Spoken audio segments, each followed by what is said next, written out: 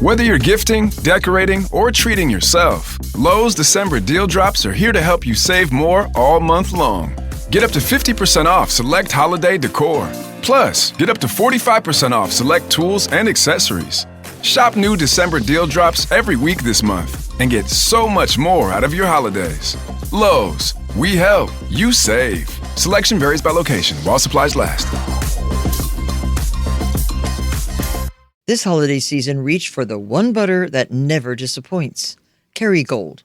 Made with milk from grass-fed cows on Irish family farms, it's rich, creamy, and perfect for baking. Whether browning butter for cookies or crafting the flakiest pie crust, Kerrygold's high butterfat content makes all the difference in flavor and texture. Holiday treats will taste extraordinary. This week, in Washington Township, Michigan, when an angry wife storms out into the night, a tale from the babysitter and a suspicious husband turn into a hunt for a body and possibly the worst getaway vehicle of all time. Welcome to Small Town Murder.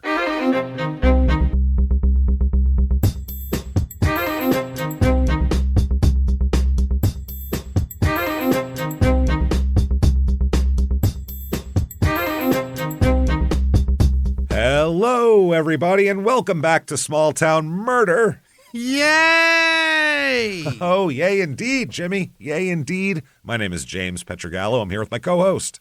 I'm Jimmy Wissman. Thank you, folks, so much for joining us today on another crazy edition of Small Town Murder. This is a wild story. I mean, this is a wild story featuring a person whose picture is just as insane as their actions. It's crazy stuff. We'll get into all that and more. First of all, head over to shutupandgivememurder.com. Get your tickets for 2026.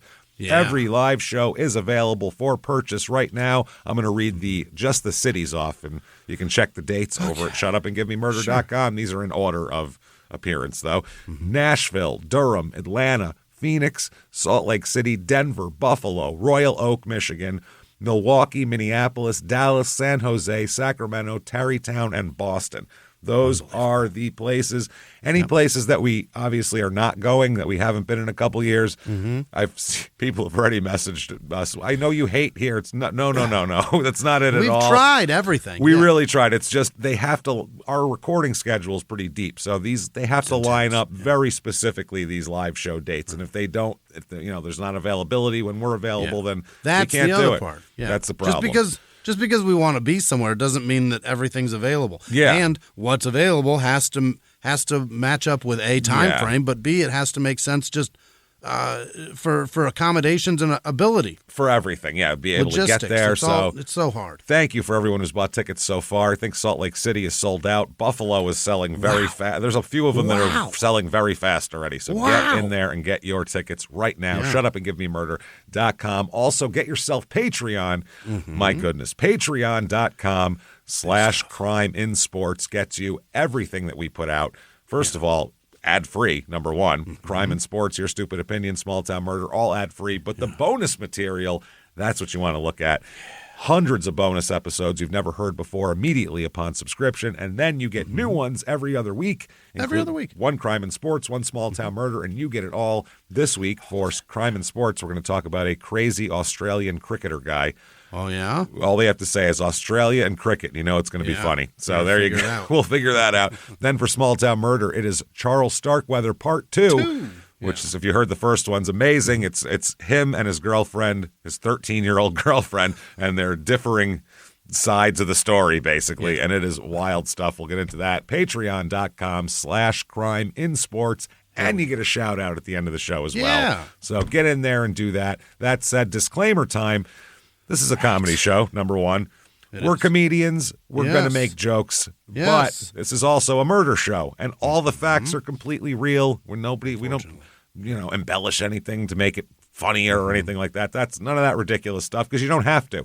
There's crazy enough stuff going on to make fun of. And you go, well, how do you make jokes about murder? Very easily.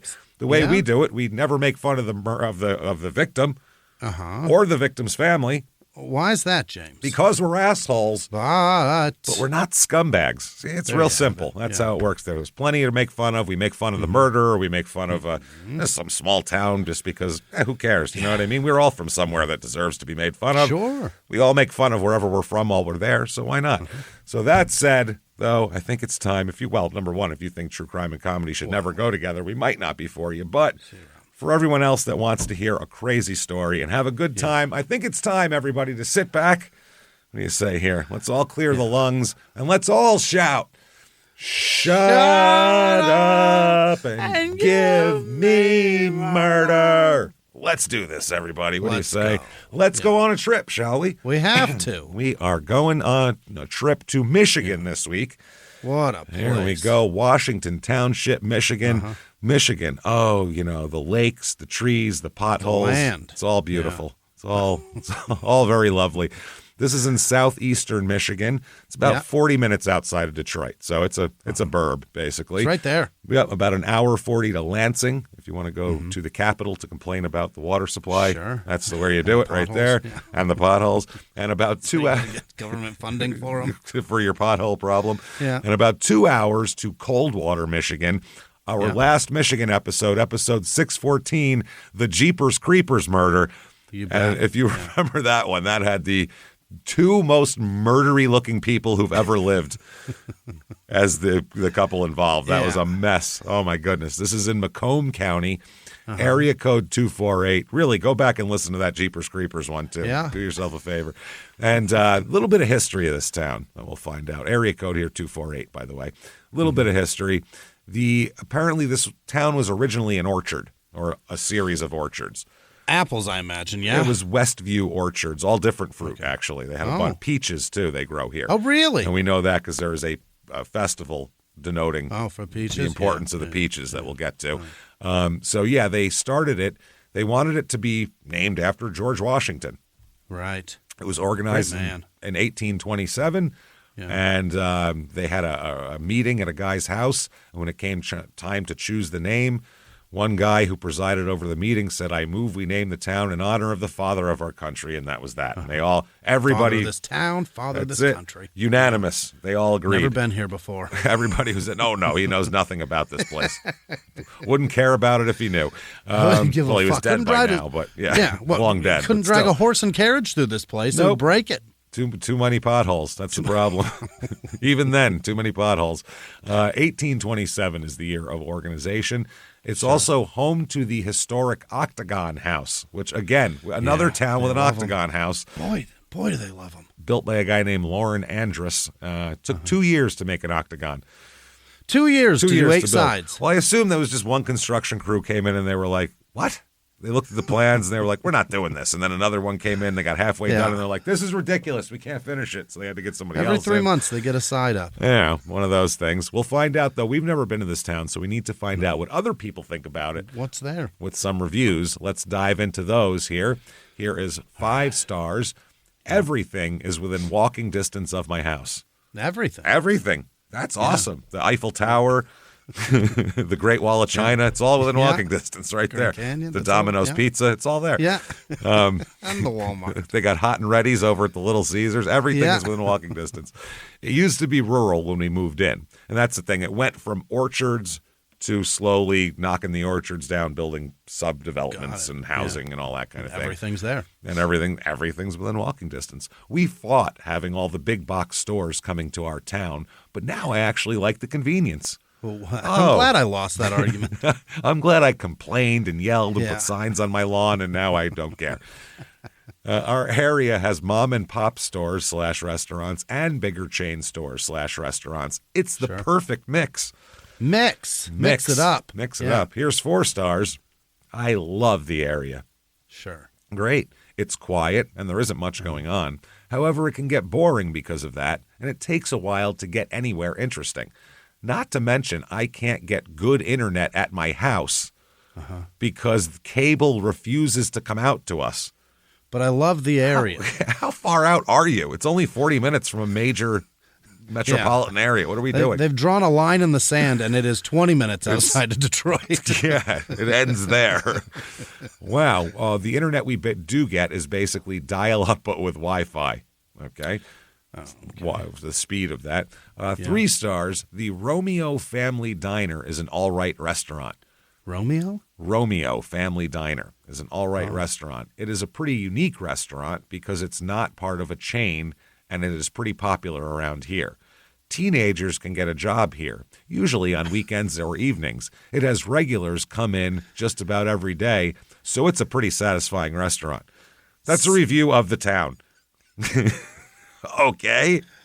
It's okay. The internet sucks, but we got a Romeo's. We got a Romeo's. We got the Romeo's.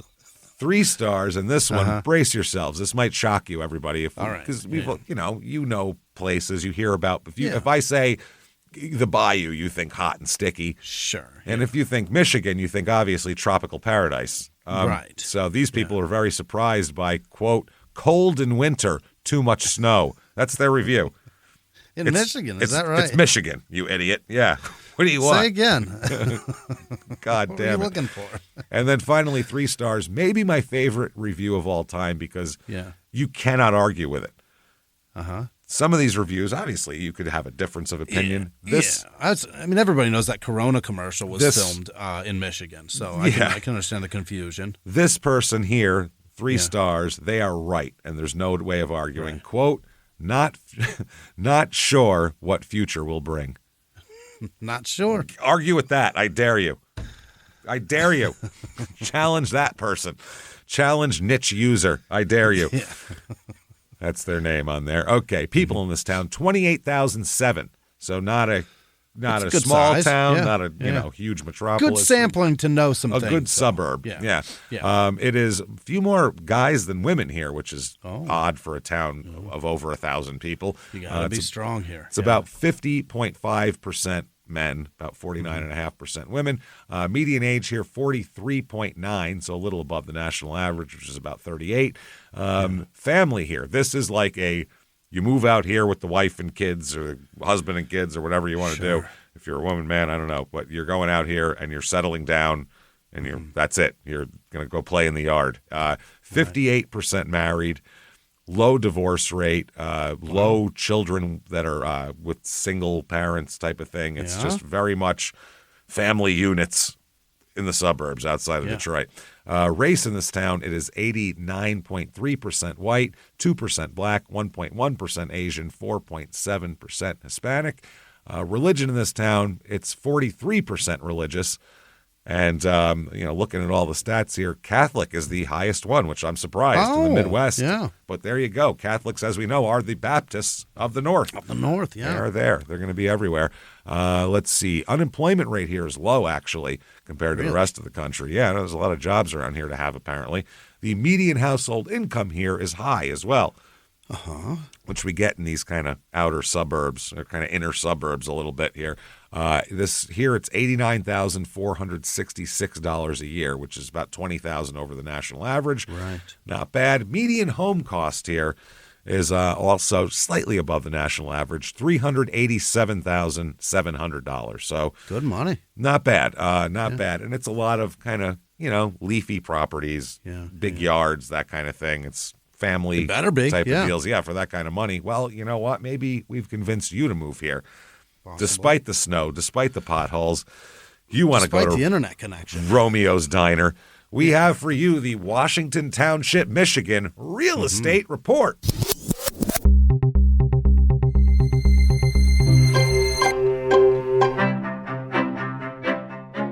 The average 2-bedroom rental here, $1,400 a month, which is above the national average a bit. Yeah. Here is house number 1, 3-bedroom, 2-bath, 1,056 square feet, and it's a trailer. Let's be realistic. It's small. Yeah. It's a trailer. That's what it is. It's like a single-wide trailer.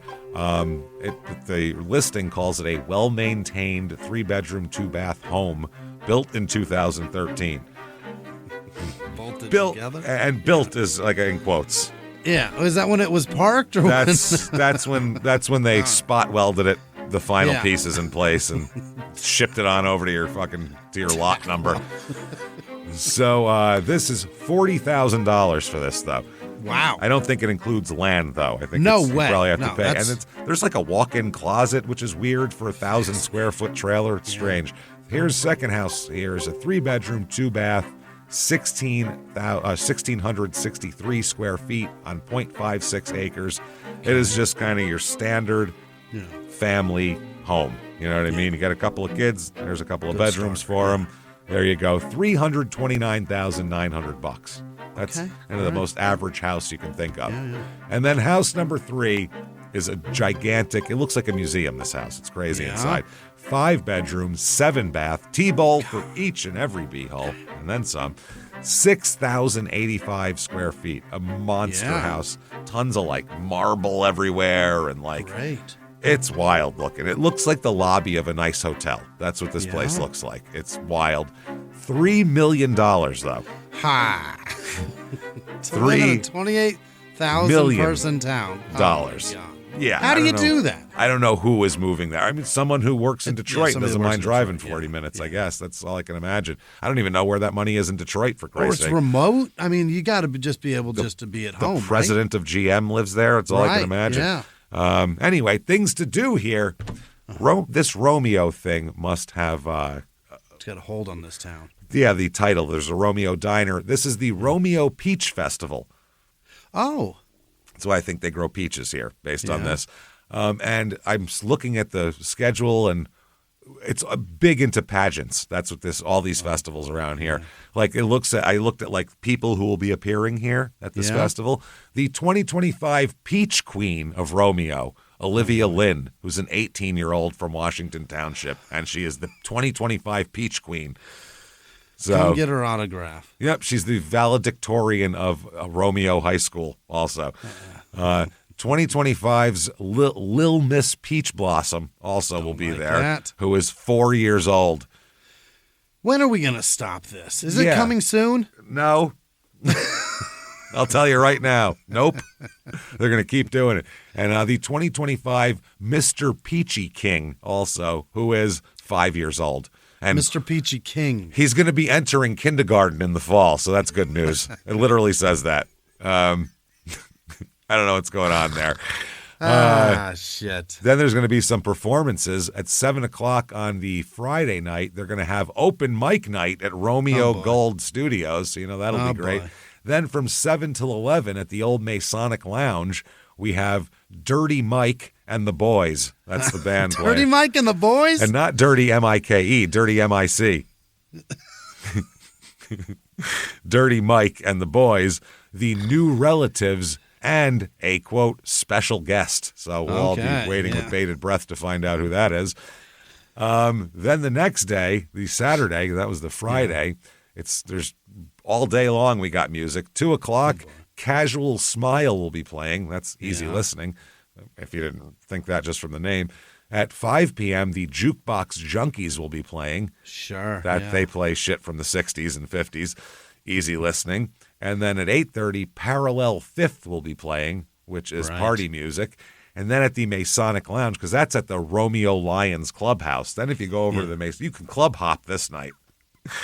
You go over to the Masonic Lounge and check out Mass Dispute with a special guest. Dirty Mike and the Boys is the best one. Dirty so far. Mike and the Boys. Did you see the other guys, the movie?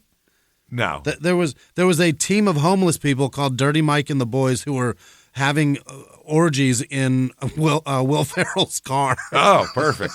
That's what that reference is from. I got it. Okay. No, but it's Dirty M-I-C. Oh, Yeah, wonderful. all right. There's also the Blossom Time Festival. All right. Which is the oldest and largest multi-community festival in Michigan. And guess what their big event is? Is it judging somebody? It is the Miss Blossom Time pageant. You bet. That's the one. Judging a gal on her looks? Oh, yeah. Well, they also have a Mr. Blossom Time. Oh, You well, judge the judge a guys on guy, their all look. right. There's We don't also discriminate. a Miss Teen Blossom Time, a Miss Junior Teen Blossom Time. Ew. Hey, these girls just starting puberty. Let's put them on a stage and have grown men judge them. Perfect. Then Miss Junior Teen Blossom Time, which is even younger people. Oh, and Bud Princess as well, which is like 4-year-olds. So anyway, crime rate in this town, what we are interested in. They stop judging boys when they're about to enter kindergarten, and then they wait to judge them until they're men. Is that what this is? Well, we'll judge girls all the time. We'll judge girls. Yeah, we got to judge like the 8 to 11-year-olds, and then we got to judge like the 11 to 14-year-olds. Then after that, they're growing into themselves. You got to have a different category for them. You can't have some chick with a C cup competing with an 11-year-old. That ain't fair. You know what I mean, but we'll Jimmy? have no boys in those. How are we supposed to? We're going to be distracted by this teen girl's huge rack. You know what I mean? We can't have that. I picture that's literally what people are saying because I don't know what else you. We'll judge boys when they're cute, insane. and then we'll wait until they're virile and ready to really get it going. Totally. Crime rate in this town, what we are interested in. Property crime is about 1/4 under the national average. Violent crime, murder, rape, robbery, and, of course, assault, the Mount Rushmore of crime, is about 1/4 beneath the national average as well. How about that? It's a safe suburb. That's why people live here with their families. That said, let's talk about one of the most awful murders we've ever talked about. This is terrible. Okay, let us talk about a lady first here, Tara Lynn DeStramp. Now, she is born June 28th, 1972, Tara is. She grew up in Perkins, which is in the southwest corner of the UP in Perkins, Michigan. In Michigan, the Upper Peninsula. Yeah. Her family, not a lot of money in the UP. And there still isn't. And there really wasn't back in the day in the 70s. It's not a luscious place to be. No, and there's not a lot of industry up there or things like that. Yeah. And in the 70s, too, when the economy was shit, it was even worse. So it was hard. But I guess her family was doing pretty well, very well. Her father, Gerald, who never went by Gerald, he went by Dusty. Yeah. Dusty. Old Jerry's Dusty. Right there, man. Nope. Dusty. He's Dusty DeStramp here. Everybody likes Dusty. Dusty's a real chatterbox is what Dusty is. He likes to talk to everybody. He's a real friendly guy. He has a good job. He's got full benefits and a decent living he's making at a wastewater treatment operator is what he does at the Sawyer Air Force Base.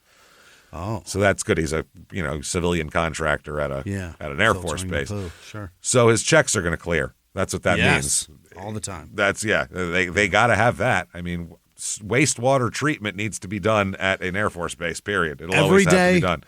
All day. That's it. So at this point here, when Tara was about 2 years old, and she's got a younger sister named Alicia, who's a year younger than her. When Tara was 2, Alicia's about 1. The whole family bought a 28-acre farm. Nice. Yeah. So it's interesting. It's not a farm that you can support a family on the output of the farm. Okay. So it's not that. It's considered more of a hobby farm. They call it. Oh, we just do this for fun? We like to do this, and you might sell a little bit, but it's not. It doesn't. You can't sustain it on itself, basically. Wow. Is with money. So her mother here, Tara's mother, Mary, stayed home with the girls, and they grew vegetables in the garden, and they had chicken coops, and tons of animals and stuff like that. Doing and that would supplement the income. So they would do tap the maple trees to get syrup too. Like they were really working it. Yeah. They had kittens and dogs and rabbits and all that. Sounds like a fun life for a little kid. Running around with all sorts of animals and all kinds of shit like that here. They had their own. They also got like chores assigned to them, young farm kids. Tara's sister Alicia said, "We had old McDonald's farm to a T." Which you already knew she said that because we did this show live. Just funny, yeah. She said we had everything: horses, sheep, cows, pigs, goats, guineas. Hey, fuck you. How's that? The pigs or the? They don't say, just guineas. We just had some guineas running. We just had some. Hey, Vinny, they want to talk to you. They want to see how we treat you. How's it going? No, they bring us sausage and peppers on the weekend. It's not bad. You know what I mean? I got some peppers and eggs this morning they brought me. It's all right on this farm. It ain't bad. Also, rabbits, hens, chickens, turkeys, geese, you name it, we had it. She said, Tara and I, growing up, we had a list of things that we had to accomplish in the day. And if the list wasn't done when my dad got home, there were consequences to be paid. Farm shit. Alluding to, It's not alluding to beatings, but we'll talk about his we'll talk about dad and his kind of his personality, because it's an interesting guy from what we find out here. Well, I mean, any farm. Someone comes home, the chores aren't done, there's consequences. You got more chores to do. Yeah. More chores, you're not going out tonight or whatever. I mean, that doesn't matter when you're 6, I'm sure, but probably not. So Tara loved making the maple syrup. That was her favorite thing, really. She is known, Tara, as a real talkative little kid. Yeah. Real talkative. She's, I guess, just like her dad, everybody says. Always chit-chat and all that kind of thing. They said even when she was an infant, she would always say hi to everybody, and she's just very friendly. Do we know what Dad did? Wastewater management. Oh, okay. Okay, got it. He's at the Air Force Base. Yeah. So in elementary school, she can't ever shut up, basically. Yeah. Her teachers she'd get report cards with all good grades, but it would be written talks too much. That's to shut the fuck up, basically. She talks a lot. She's real smart. Cute kid, smiley, friendly. So the teacher said you can't get mad at her, really, because she's not being... She's contributing. She's not being a dick or anything, but she's not trying to cause you trouble. She can't help it, but God damn it, if this kid could just dial it back 20%, that'd be terrific. So it would be frustrating. When she's a teenager, she gets into the 4-H scene over here. The 4-H club here. Both the girls started raising sheep for the state fair. Wow. Like, real sheep to show off to people. Show goats. Sheep. Sheep. Yeah. Tara was raising cows, pigs, rabbits, chickens, and sheep, which is pretty cool. Her parents were the 4-H group leaders. Wow. So you can't get more like just ingrained in everything, the farm and the town and the school and 4-H, and your parents are doing this. This is some real small town America shit here. Yeah. Her parents got her own Appaloosa, which is a horse, right? That's a horse, yeah. Yeah. And she'd spend hours brushing the horse and riding the horse. And she's a teenage girl with a horse. I mean, what? That's awesome. Remember when you were a kid, all those, like in 6th grade, all those kids who had like horses on their folders, all those girls, they didn't have horses. 4-H and you don't have some sort of wildlife, what are you doing? What are you doing? Why? Why are you bothering? That's awesome. She's riding a horse to the 4-H meetings? No do they have shit. meetings? What do they do? I guess, they said the parents were the group leaders, so they got to have a meeting. A group, yeah. So she would do all of that. In 1990, when she was almost 18, she won the award for the Grand Champion Market Hog. She brought up the nicest hog in the county. Too. Yeah. Yeah, that's right. And then, fortunately for that hog, a spider saved its life, which was pretty impressive. It was good. He was some pig. What do you want? Yeah. So the 4-H club got Tara into shooting as well. She's a good shot, old Tara. Really? Oh, yeah. She was competing in tournaments around the state, bringing home all sorts of trophies for her shooting prowess. They took her team took the state title one year. The club's 4-member team took the state title with Tara as the leader of the group. Yeah. Hey everybody, just going to take a quick break from the show to tell you about the best holiday gift there is, an Aura frame. AuraFrames.com. Oh my God, it's the gift that keeps on giving because they're going to have it displayed right there in the most prominent place in their house with all the pictures on it of all the family stuff, all the gatherings. Trust me, I've gotten 2 this year because I've gotten so many other people. Yeah. You have an aunt. You have even you have people that just had a baby, somebody like that. They're going to love this. I'm telling you, grandma, anything like that, they are going to absolutely love this. I'm telling you, you gave somebody a gift last year that wasn't that fantastic or anything like that. You got somebody you want to really impress, somebody in there. You need to give an extra special gift this year. This is what you need, an Aura frame. All you have to do is just download the Aura app, connect to Wi-Fi, and it's unlimited free video and photos. Preload photos before it ships. You can keep adding from anywhere, anytime. Comes in an awesome gift box. It is so great. You need an Aura frame. Don't wait. Win the holidays now with Aura frames. For a limited time, save on the perfect gift by visiting auraframes.com to get $35 off Aura's best-selling Carver mat frames, named #1 by Wirecutter, by using promo code SmallTownMurder at checkout. That's AURA frames.com, promo code SmallTownMurder. This deal is exclusive to listeners, and frames sell out fast, so order yours now to get it in time for the holidays. Support the show by mentioning us at checkout. Terms and conditions apply. Now back to the show. Hey everybody, just going to take a quick break from the show to tell you a better way to feed your cat with Smalls. Oh, Smalls.com. Oh, get in there, get your cat some Smalls. My cat goes crazy for Smalls. Loves it. Loves the bird blend, knows when I'm feeding her. She comes running for that stuff every time right now. Your cat's a part of your family. You deserve the best for your family. Therefore, you should get your cat Smalls, the best cat food. It's fresh, protein-rich meals that support cats' health and happiness. They're living their best 9 lives. You can do it. You ever read label on a cat food can? You go, what is in this? You know exactly what's in it with Smalls. That's why it's time for a diet upgrade with Smalls. Get your cat an early holiday gift by checking out our sponsor, Smalls. This podcast is sponsored by Smalls. Listeners know that my cat Brandy cannot live without Smalls. And for a limited time, get 60% off your first order plus free shipping when you head to smalls.com/STM. Smalls cat food is protein-packed recipes made with preservative-free ingredients that you'd find in your fridge, delivered right to your door. That's why Cats.com named Smalls their best overall cat food, and my cat Brandy also named Smalls her best overall cat food as well. It's a very, very prestigious ceremony. Starting with Smalls is easy. You just share info about your cat's diet, health, and food preferences, and then they put together a personalized sampler for your cat. No more picking between these random brands. My cat, like I said, loves the Wild Bird series. Also, loves the add-ons, the tuna paste that you put on it. Loves that. Yeah. And if you're still not a believer, Forbes ranked Smalls the best overall cat food, while BuzzFeed said my cats went completely ballistic for this stuff. And they have a bunch of the treats, like we said. Get that paste. It's so excellent. After switching to Smalls, 88% of cat owners reported overall health improvements. That's a really big deal. And the team at Smalls is confident that your cat will love the product. So confident you can try it risk-free. That means they'll refund you if your cat will not eat their food. And they will, trust me. So what are you waiting for?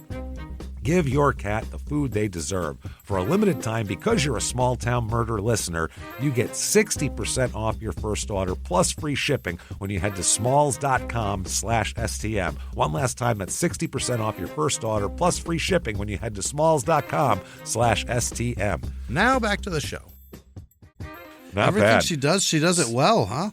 Yeah, she's an achiever. That's what she does. And we'll find out with her job and kind of how she gets into that. She's an achiever. That's just all there is to it. Every Christmas Eve, they had a big family tradition. Dusty took the girls out with a group of his friends and a bunch of dogs to go rabbit hunting in the snow. Come on, kids. Snow. Let's go kill the most adorable thing we can find in the woods. What do you say, guys? I know people kill rabbits and eat them all the time, but it's just funny. When my daughter was like 9, if I said, we're going to go murder rabbits now, we're going to go kill rabbits, even if they're delicious or whatever, she would have not been okay with that, really. Yeah, but said, no, I don't want to. Even if I said hunt, I don't even need to allude to. No. They'll know. Yeah. But if I said we're going to go rabbit hunting, why? Yeah. Why are we doing? We're going to go hunt them to pet them? Why else would we do this? Yeah. My daughter felt bad about a fish when we went fishing. She didn't want to take the fish because she said the fish have families and they do all that. Yeah. And then I said, well, you love steak and hamburgers. And she said, well, she was 6. I love children logic. She said, well, cows want to be delicious for us. I was like, wow, you can, at 6, you can twist your logic to get there, huh? They literally eat foods on purpose to be nutritious for us. Yeah, they understand what's going on. They go, I'm going to be so marveled. They go, I'm going to be so marveled and tender. This is going to be awesome. So they would do that every time. And Alicia would, she and Alicia were both very good at this. Tara also hunted ducks in duck season, deer in deer season. She's a good shot. That's the thing about rabbits. They are fast as fuck. Oh, yeah, they're hard. Yeah. They're hard.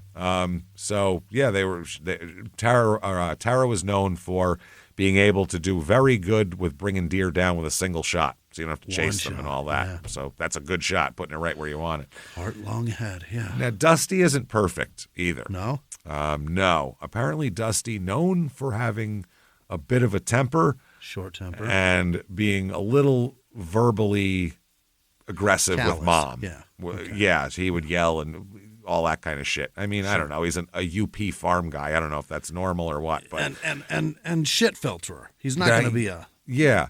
Yeah. And Tara she always was upset that her mother would take it passively. Like, why don't you fight back? You know what I mean? Yell back at him. What the fuck? Tara wouldn't take this shit. So, yeah, she wrote later on in a diary about how it was painful, that aspect of her childhood. And, it's tough. She vowed that was never going to happen to her. She would take no shit. Oh. She said, no, I'm never going to have a guy that's going to talk to me like that. And if he is, I'll take him in the woods and hunt him, apparently. Well, that's part of the 4-H credo, too. I'll give him a 2-minute head start. Yeah. It'll be like surviving the game or whatever. Yeah. That's what we're going to do here. Ice-T and Rucker Howard. Let's go, fuckers. Get going. Move. You got yourself 10 minutes. But the 4-H credo is just like how to live a healthy life, and Is it? And health is part of it. It's like the main thing. Is it? Is that one of the H's? Yeah, health. Is it? I have no idea. I thought it was like horses, hay. No. I have no clue what the fuck Horses, 4-H. hens, hillbillies. And hay. Perfect. Yeah, that's the 4-H to me. That's honestly what I thought. Not, well, hillbillies. Maybe I added that one on my own, but the rest of it, I thought that's what it was like. Horses and hay. I'm going to guess. I know that health is one, heart, hands, head. Bingo, got all four. That's all four of them. What does heart, that have to hands, do with health? Cows What and is shit, it? though? What does that have to do with cows? It's how to be a well-rounded person while taking care of your farm. Well, that could be anything. The hands part is like your larger skills. So and it's like therapy for the farm? Farm to keep you from fucking shooting a man that yells at your mom. 4-H better help, I guess? Yeah. This is wild. I don't know what's happening here. Wow, I was way off. I thought they just did farm shit. I didn't realize this was such a... It's an indoctrination of keeping children in the farm life, I think. I think so. I don't know. Honestly, there was not really 4-H. I don't know when it started. It's all Around rural me. shit, but it's like a club to teach kids, keep kids really in. It was like in a farm stuff and that kind of of shit. But it's community engagement via the farm, and that sounds nice. I don't know when it started or why it started. It feels like it started because farm work ain't fun for kids. Well, it's remote and lonely, I would imagine. So it's probably a way to get these kids together to have some sort of social scene, I would think, right? Yeah. Right, yeah. Otherwise, you're just sitting on a farm I think it's getting mostly weird. kids that do it. I can't imagine it's That's when they start having weird sexual dalliances with farm animals and shit. You got to get them rolls together. in the hay, babe. Yeah. So Tara in high school played varsity basketball and ran track. Oh. So she's an athlete. Mid-Peninsula High she went to. There's only 275 kids in the entire school. She was also a cheerleader as well. Wow. She's got a lot going on, this kid. No shit. This is in addition to all of her farm work and everything else. Yeah. And wow. So her and her sister Alicia were both cheerleaders. They both had big giant hair. Yeah. Their friend and fellow cheerleader said those were the days, the higher your hair, the better. This is the late 80s. This is the peak of the Valley Girl shit and the big hair and everything like that. Dolly says the closer to God you are. Yeah. They had apparently all of them had this giant hair, and the one girl said, we called it the wall. All of us had this big wall. Oh, all of us together create a wall. If you remember like 89, all the girls had like the bangs that were down in the front, but they had a big puff in the back behind them, a big thing. A push up before it went over. Yeah, and then then there was the little bit of bangs under it. They would push the bangs down and have a big pop thing up there. She sounds like, I don't know how she can do all of that. She was also first clarinet in the school band. But there's only 200. Play that? There's only 234 kids. She could have been playing a plastic recorder, and they wouldn't have known the goddamn difference at that. How many kids out of 234 farm kids know how to play the goddamn clarinet? I don't know. But she took lessons for years, so she did that. She's also a good pianist as well. Nice. So this girl has some roundedness to her. This is wild. Yeah. That is a lot. And on top of all of that, which I'm exhausted already. In high school, I had time to smoke some weed, chase some girls, play some basketball here and there, that kind of stuff. Very little time for actual work. schoolwork, and definitely no time for clarinets and Appaloosas 4-H clubs and coarse brushing and maple syrup tree tapping and all this type of shit. On top of all this cheerleading, she also has a part-time job too. How? I don't know. I don't know when she has time to work this job. Where's she working? At a shoe store. Oh. And she liked working at the shoe store. Really? And she thinking of herself as she thought she could be a good businesswoman. She thought she was good at sales and could be a good businesswoman. She, in her senior class, there was 44 in the class of 1990 in the school. Mm-hmm. She wrote that one of her goals was, quote, to make enough money to buy everything I want, live in a big house with a Jaguar parked in the garage. Oh, she wants a Jag. All right. So she's not saying I want to have a big farm and I want to do that. I want a big house with a Jaguar, which is not farm goals, you know? And Jaguar maintenance money. That's what I want. Exactly. Yeah, I need money to pay for that shitty English electrical system in that car. They're not in 1990. Now they're fine because they're not even. They're fine. I don't know if they're fine. They're beautiful. Back they're then, fun to look at. they were known for being very temperamental. Still at the time.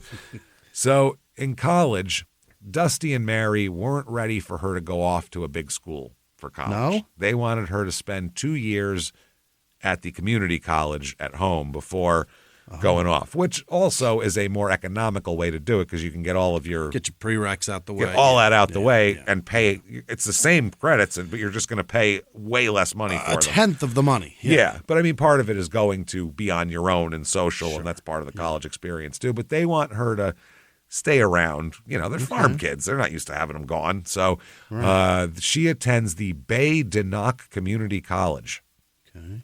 So she goes there for a little while, and then she ends up, though, transferring to Michigan State, which is where she wants to be. That's where she wanted to go to begin with, but they said, university. Stay here. Yeah.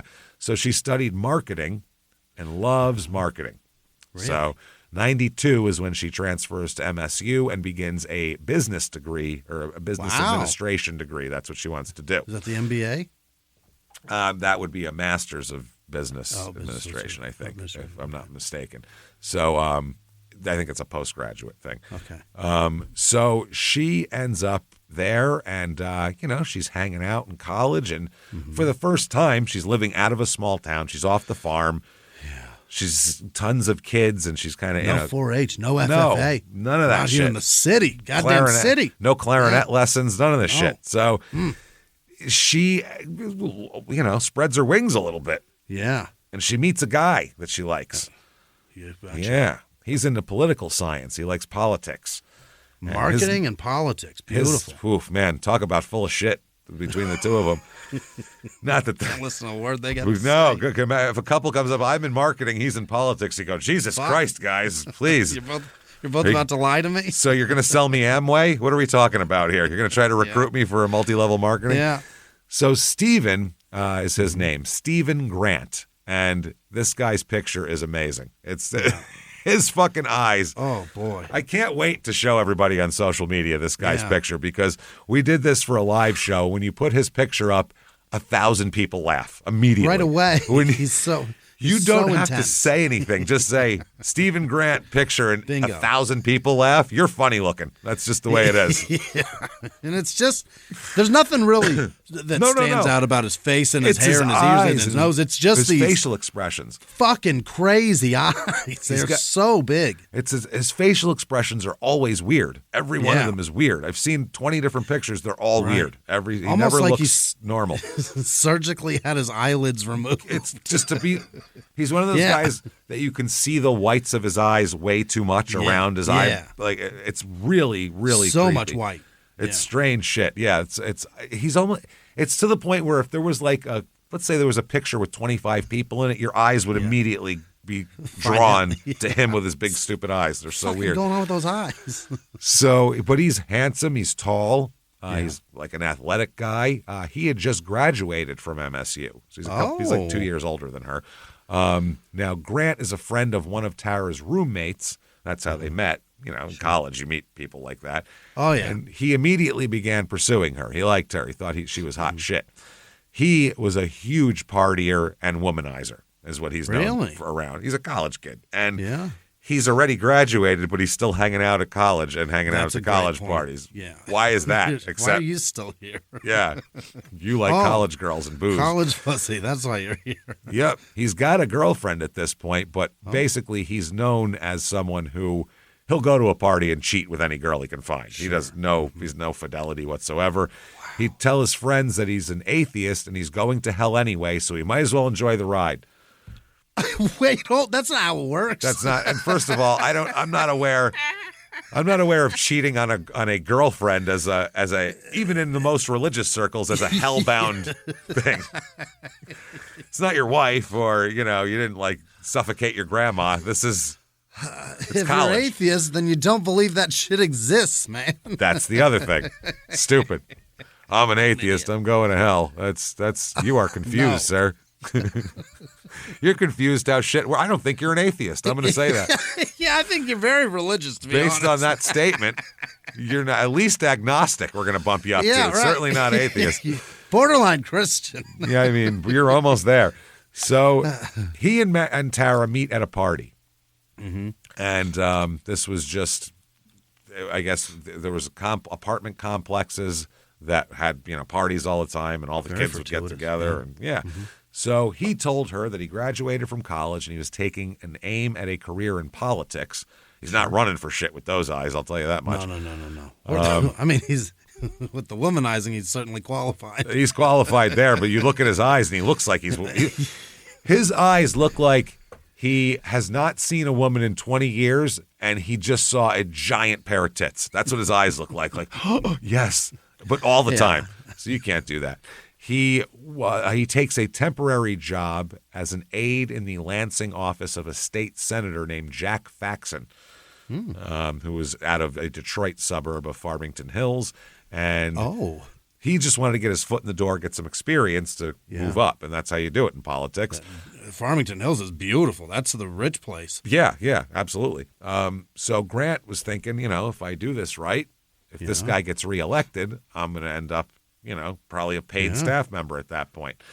He also loves to party because he hangs out at college but doesn't have any actual schoolwork to do. So all he does is party and try to hook up with chicks. That's all he does, which is interesting.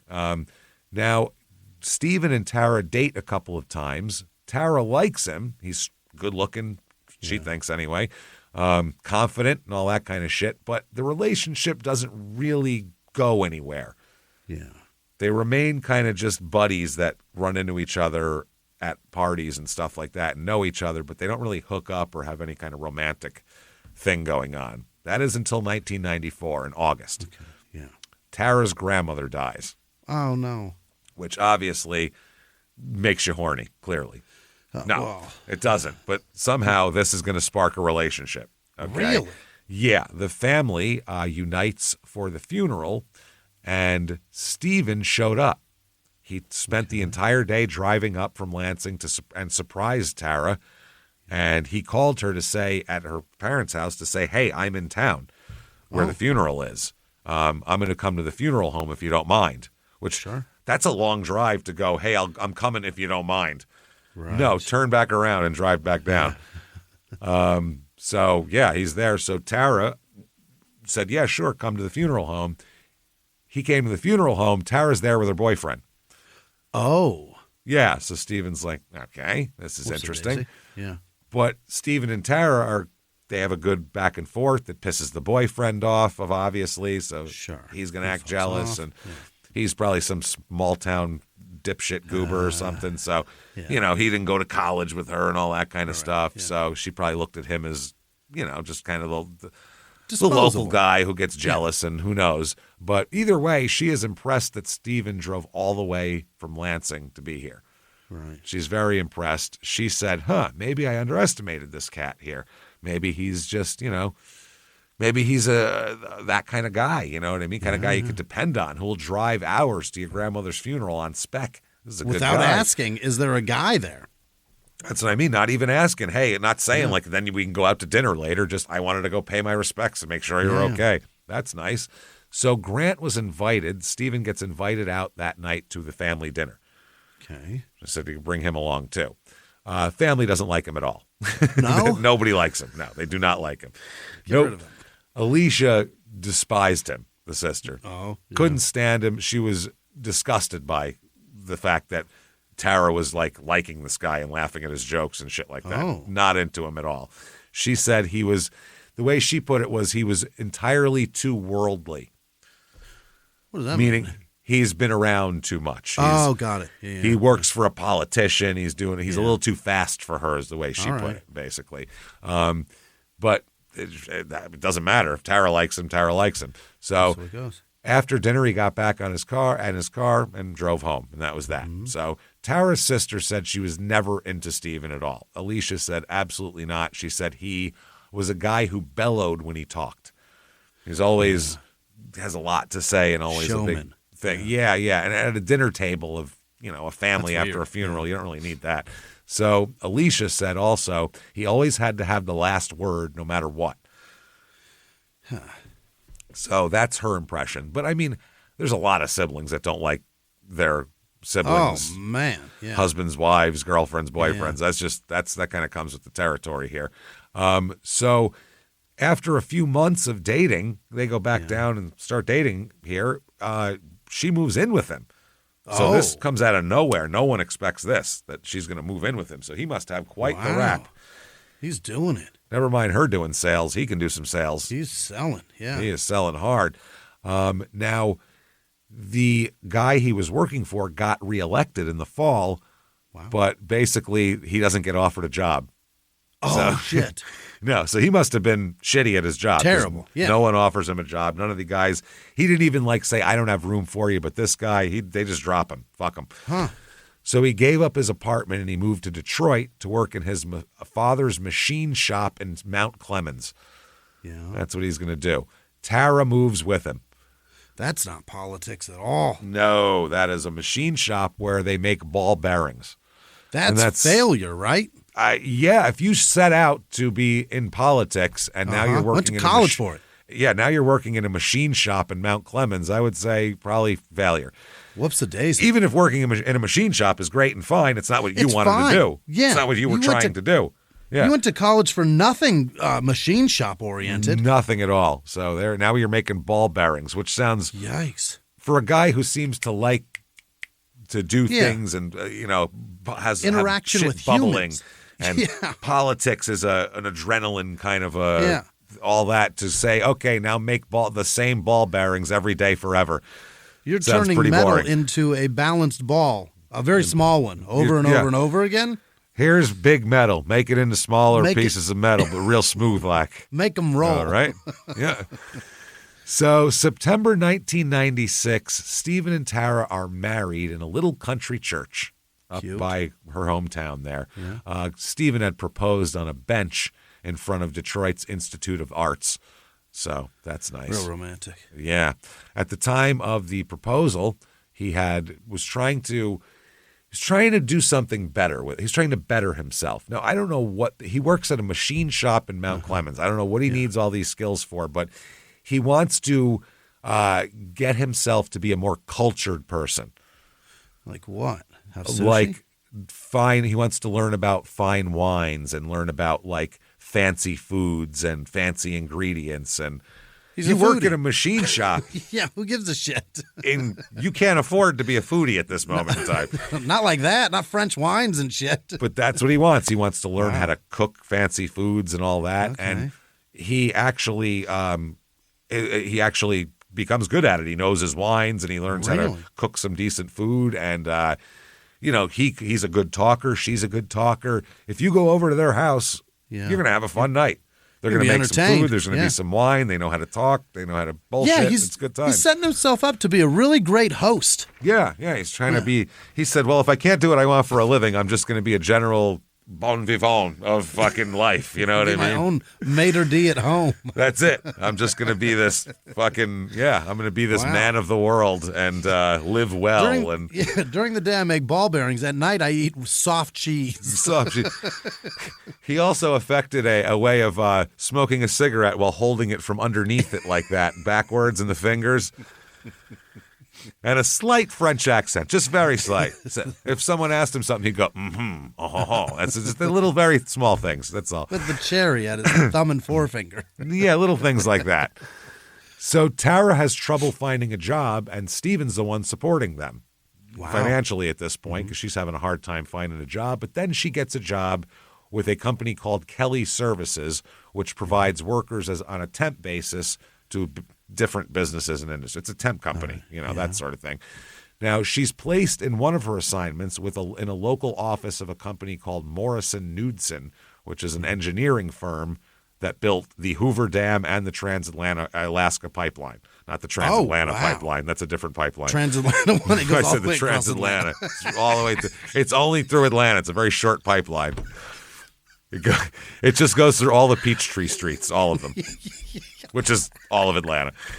So that's the funniest misspoken thing you've ever done. It's just on image of it is amazing. It's the Trans-Atlantic pipeline is amazing. Yeah. Yes, it is. So now the company is not really doing as well as it was. The Hoover Dam was built in like the fucking 40s. So time it's been a while. Worn on now. Yeah. Although I've heard that the concrete's still curing in the middle. Have you heard that? I have heard that. Yeah. That's There's crazy. Probably still corpses in there in the curing concrete in the middle. So many people died probably making that. A body-sized void in a couple spots. A few spots. Yep.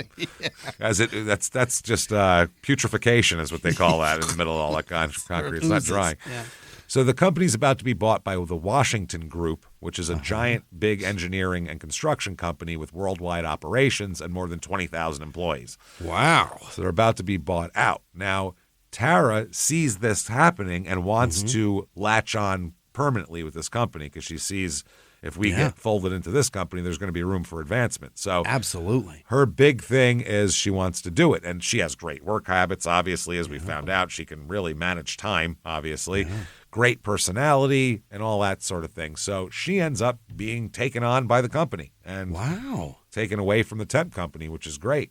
And she starts moving her way up the ranks of this company quickly. Yeah. Real quickly. November 2000, she gives birth to their first child. They have a daughter named Lindsay, and then and she couldn't be more thrilled. Yeah. She wants to have a job, have a career, also be a mom though. That's a big deal to her. She wants to do all that stuff. Her sister said she was ecstatic. Lindsay was just the sparkle of her eye. Sure. And then 2 years later, 2003, they have a son named Ian. Great. So they're building their little family, 2 kids, a boy, a girl. Move out to the suburbs, to Washington Township, and they're going to live quite the life here. In 2003, after the son was born, Tara was named one of the systems managers of this company. Yeah, moved on. Which, gives her a bump in salary and all that kind of thing. And it gets better from there. By 2006, she became, they offered her the full-time posting in Puerto Rico. Oh. Yes. Now, you go, oh, Christ, Puerto Rico. We live in Detroit. That's going to be tough. But the salary is, and this is in 2006 money, $168,000 a year. I mean, you don't tell them no. You take that. In 2006, if someone offers you $168,000 to do anything, you're doing it. Period. Today, that's incredible money. Then it was much better. Oh, yeah. Today, it's still good. But then it was holy shit, you're rich. That's crazy. At least, real comfortable at that point. Very well off. So she, the family doesn't want to move to Puerto Rico, though, so that's a problem. So she decides that she can commute. Okay. She can do 5 days a week in Puerto Rico and then come home on Friday nights, spend the weekends in Detroit with the family or in Washington Township with the family, get back to Puerto Rico on Monday morning. Wow. That is her goal. Weekends in Detroit. My word. Weekdays in Puerto Rico. She also gets accepted into a program at her company, which is considered a hot shit program. It's geared at those with a shot at the upper management. It's like an an executive training you an officer program. One day. Yeah, you could say. It was called the LEAP program, and it was offered each year to just 15 of the employees in the company. And she's one of them. Out of 20,000 employees. Yeah. This is a big deal. So she is in on that. Now, she has a tries to have a work-life balance. She really does, which it's hard. But for that kind of money, that's a tough spot for anybody to be put in. Yeah. Because you're thinking, okay, I'm not going to be that great of a parent or partner or anything like that. Yeah. But at the same time, this is providing for your family and for your family's future. This is college money you're making for your kids. This is, this is big stuff here.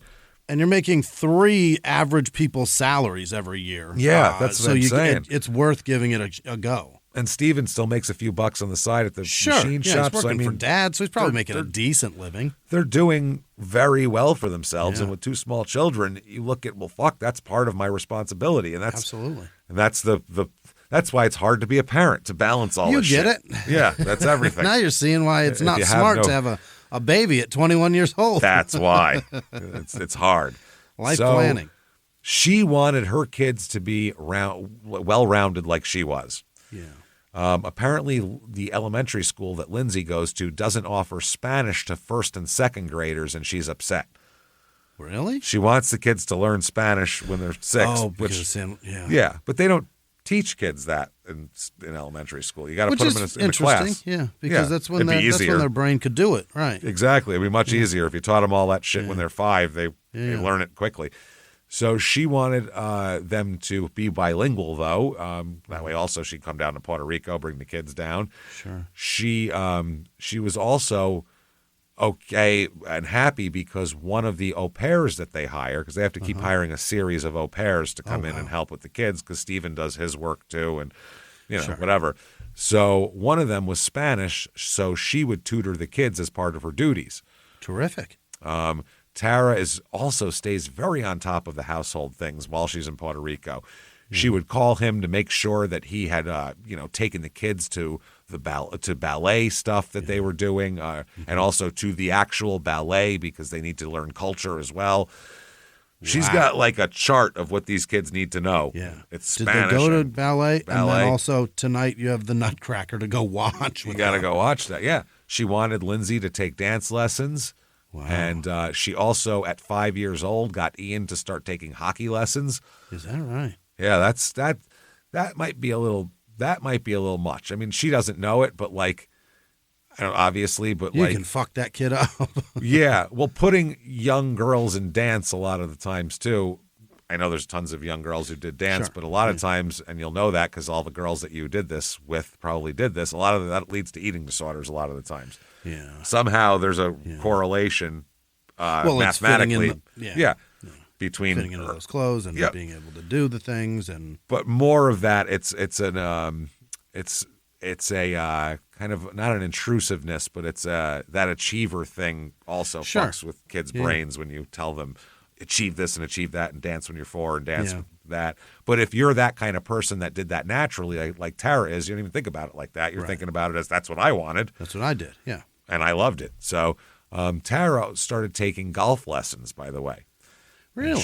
Because a lot of business gets done on the golf course. Right. And she figured that part of that executive program would be, I'm going to take some initiative and do that. She would also plan events. She would, like a family event, she'd have like several notebook pages dedicated to things and lengthy lists of gifts and other shit for birthday presents and Christmas presents and all that. And a lot of that, too, I'm sure she felt, as any parent would, guilty for not being there all the time. So you want to give your kids stuff like that.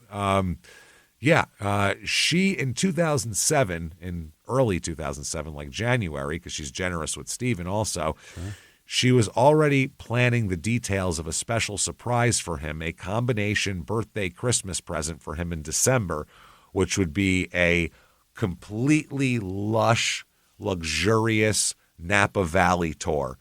For all those wines he loves. Yep. Steven can get into all the expensive wines, and they could stay at a bunch of real fancy hotels and drink fancy wines, and that's going to lead to fancy fucking and shit. Yeah, it's going to be a fun time. Oh my God. Hey, everybody, just going to take a quick break from the show to tell you how to dress a little better with Fabletics. Fabletics.com. Absolutely. We love Fabletics. We've ordered a bunch from Fabletics. Excellent, comfortable, stylish stuff. As a matter of fact, Jimmy wore his Fabletics suit on stage at a live show in Washington, D.C. You know the clothes are good if you can. When you go on stage in front of 900 people, you need confidence. You have to look comfort. good. Yeah. You need confidence, too. You need to, I feel good and I look good and I'm comfortable. Otherwise, you're not going to be as funny. So that's the best endorsement we could give you is we'd wear it on stage. Sure. It is such good stuff. And if you live in like activewear, you know, it's hard because the good stuff is way too expensive. Right. That's why you need to get into Fabletics, and that's why we love Fabletics. It feels just as premium as those expensive brands, but without making your wallet weep. It's good stuff. Sign up like I did as a VIP. We got 80% off everything. Yeah. And the quality it's going to surprise you for the price. The pieces feel like high-end activewear you'd pay $200 for. I got this jacket. It feels like that, and it's way less than that. It's awesome. You're going to get that level of quality at a fraction of the price. That makes the membership feel like it pays for itself right there. The fit and feel, they are right. Waistbands don't roll down. Joggers that actually keep their shape. Jackets that are warm without the bulk. I love my jacket for that exact reason. It solves the usual issues that you're going to have with activewear while still being soft, breathable, and durable enough for workouts, travel, everyday wear, or a comedy show. You bet. Great stuff. It also helps knowing that Fabletics has built a community of over 2 million VIP members, more than 100 real retail stores, which makes us feel like we're joining something that people already love and are already into and rely upon. We ordered it. You should order it. It is amazing stuff. Fabletics already has amazing deals, but right now they're running their biggest sale of the year on top of that, and we've got an exclusive offer just for you, 80% off everything when you sign up as a VIP. Can't beat that. Head to fabletics.com/smalltownmurder and sign up as a VIP to get 80% off everything. This is only available through our link, so go to fabletics.com/smalltownmurder to sign up as a VIP and get 80% off. Fabletics.com/smalltownmurder. Now back to the show. Thanks to HomeServe for sponsoring this episode. Homeserve.com. Oh, you know it. If you own a home, it's great, but it's hard too. 1 minute you're enjoying your living room, you're sitting by a fireplace. Next thing you know, you're knee deep in water. Your pipes are burst and you're in your basement with a bucket. It's hard. Yeah. Repairs don't care about your timing or what you're doing. And they definitely don't care about you a warning. They don't give you anything. They don't care about your budget either, how much it's going to cost you. So you go ahead. What do? You protect your health, your car, even your phone has ways of protecting it. But what about your home? It's your biggest investment, and when the things go wrong, the costs can hit hard and fast. That's where HomeServe comes in. Regular homeowners insurance doesn't cover a lot of the day-to-day wear and tear, plumbing failures, HVAC breakdowns, which are so expensive when that happens, electrical issues. You're often on your own for that. What do? You need HomeServe. That's where HomeServe is going to get your back here. It's like a subscription for your home. For as little as $4.99 a month, they've got your back. Repairs hit fast and hard. You could be searching for a contractor in a panic, or you could already be on the phone with HomeServe's 24/7 hotline, just scheduling a repair at your ease. It's super simple. You choose a plan for your needs and budget. When something on your plan goes wrong, you call their 24/7 hotline to get the repair process started. It's insanely easy. They've helped homeowners like you and me for over 20 years with a trusted national network of over 2,600 local contractors. They have over 4.5 million customers and a 4.8 out of 5 post-repair rating, and also an A+ at the Better Business Bureau. Amazing. They're the real deal. You want to get this. I'm telling you, I've had things go wrong in my house. One time I had air conditioning in Phoenix. We sat there hot for like 3 days, couldn't get anybody out there, and it was so expensive. We had to borrow money. I wish I had HomeServe at that point because my life would have been so much better and easier. Sure. You want to make your life better and easier and your home a little bit more protected? You can do it as well. Help protect your home systems and your wallet with HomeServe against covered repairs. Plans start at just $4.99 a month. Go to homeserve.com. to find the plan that's right for you. That's homeserve.com. Not available everywhere. Most plans range between $4.99 to $11.99 a month. Your first year. Terms apply on covered repairs. Now back to the show. Hey everybody, just going to take a quick break from the show to tell you about a better kind of safe, Simply Safe. SimplySafe.com. SIMPLI safe.com. That's right. If you could stop somebody from breaking in before they got inside, why wouldn't you want to do that? That's the greatest. Yeah, most old school systems, they go off after someone's already inside. Too late. The alarm's going off. Woo, woo, woo. Big deal. They're stealing things. They murdered grandma. Yeah. Who cares at that point? It's all over. What's the difference? So you don't need that. That's too late. Simply Safe is different. It's proactive. They'll keep grandma alive with a double layer of defense that stops crimes before they start. You've listened to this show. You need this. There's a lot of bad stuff out there. Yeah. First, AI-powered cameras spot potential threats outside. Then, live agents step in, talking to the person through the camera. Get out of here. You're not allowed here. Go. You don't live here. Letting them know they're on video, and the police are being called right now. So get out and go. They can even trigger a loud siren or a spotlight. That's how you stop crime before it starts. There's no long-term contracts or hidden fees. You can cancel anytime. Named Best Home Security Systems by U.S. News & World Report for 5 years running. 60-day money-back guarantee, so you can try it and see the difference for yourself. We use it, our houses, our studios, everything. I can't put together an IKEA coffee table, but I installed this, no problem.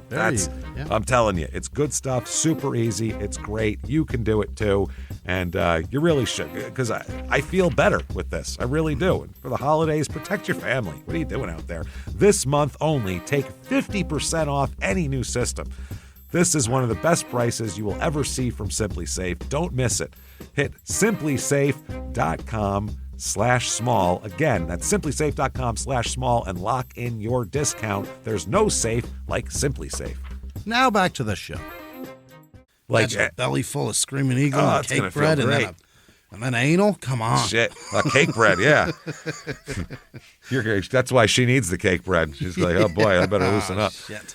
So Steven has some expensive tastes. Even back then, he had a $2,500 mountain bike, which is really pretty expensive if you're not like in competition. Yeah, it's probably more than that. Something we've never heard of, probably. Some shit we never heard of. Grant in 2006, Steven made $18,900 at the machine shop. For the year? For the year. That's all he made. Tara's year-end bonus was $28,000. Oh, man. Yeah, more than he made all year. But I mean, he's the fucking primary caregiver of the kids. You're right. If you flipped him, you wouldn't be going, she only made $19,000. What a loser. Yeah. You'd go, oh yeah, she's taking care of the kids. What do you want? I'm such a bitch, I think. He's supposed to have more. Yeah, that sounds awesome to me. But to him, as like a political science major and a swinging dick on the campus, even when he didn't even go there, this is probably emasculating to him. He probably hates it, huh? Maybe, yeah. I mean, I don't know. Sometimes he might just be thrilled for his wife. Who knows? You know what I mean? Happy for her, rooting for her. Yeah, good for you. So they live in a comfortable home in Washington Township. It's real nice. She's making, almost $200,000 a year. Commuting between Detroit and San Juan. This is early 2007.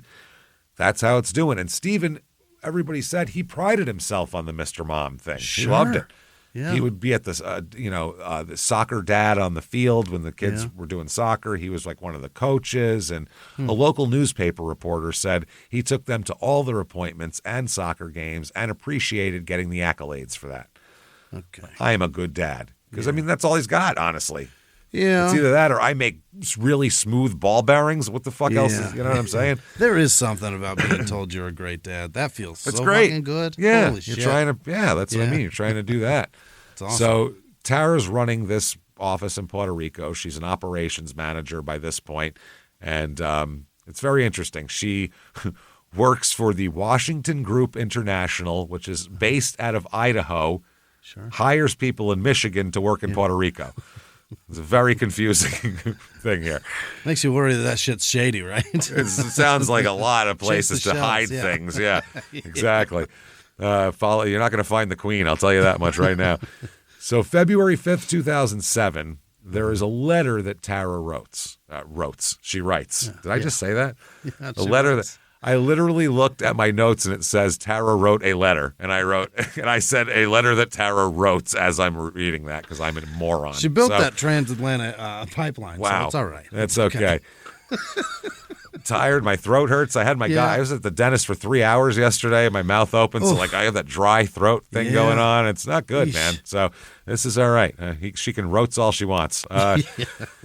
In this letter, she apologized for always making Stephen feel wrong, for not loving him as well as she should, and for sometimes pushing him away when he was, as the way she put it, quote, the one person who has fully committed to me and to love me unconditionally. She wrote that she wanted them to renew their wedding vows so that she could have a clear mind and an open heart to fully love you for the incredible human being you are. Wow. So you think she feels guilty for having a successful job, but it takes her away from the family as much? Yeah, and I think she's busy, and sometimes probably, as anybody would feel, you feel like you're kind of, I don't know, you're busy doing stuff, and you feel like, I've kind of abandoned this person almost, and I need them to make sure that they know that they're part of my life here. Yeah, but you also feel a little bit guilty if, like, your boys' soccer team wins on Friday, and you were on a plane from God knows where. Yeah, all of it. You just feel like you're not a part of it. I'm sure that she has similar feelings to the kids. You know what I mean? About I feel bad and whatever. Right.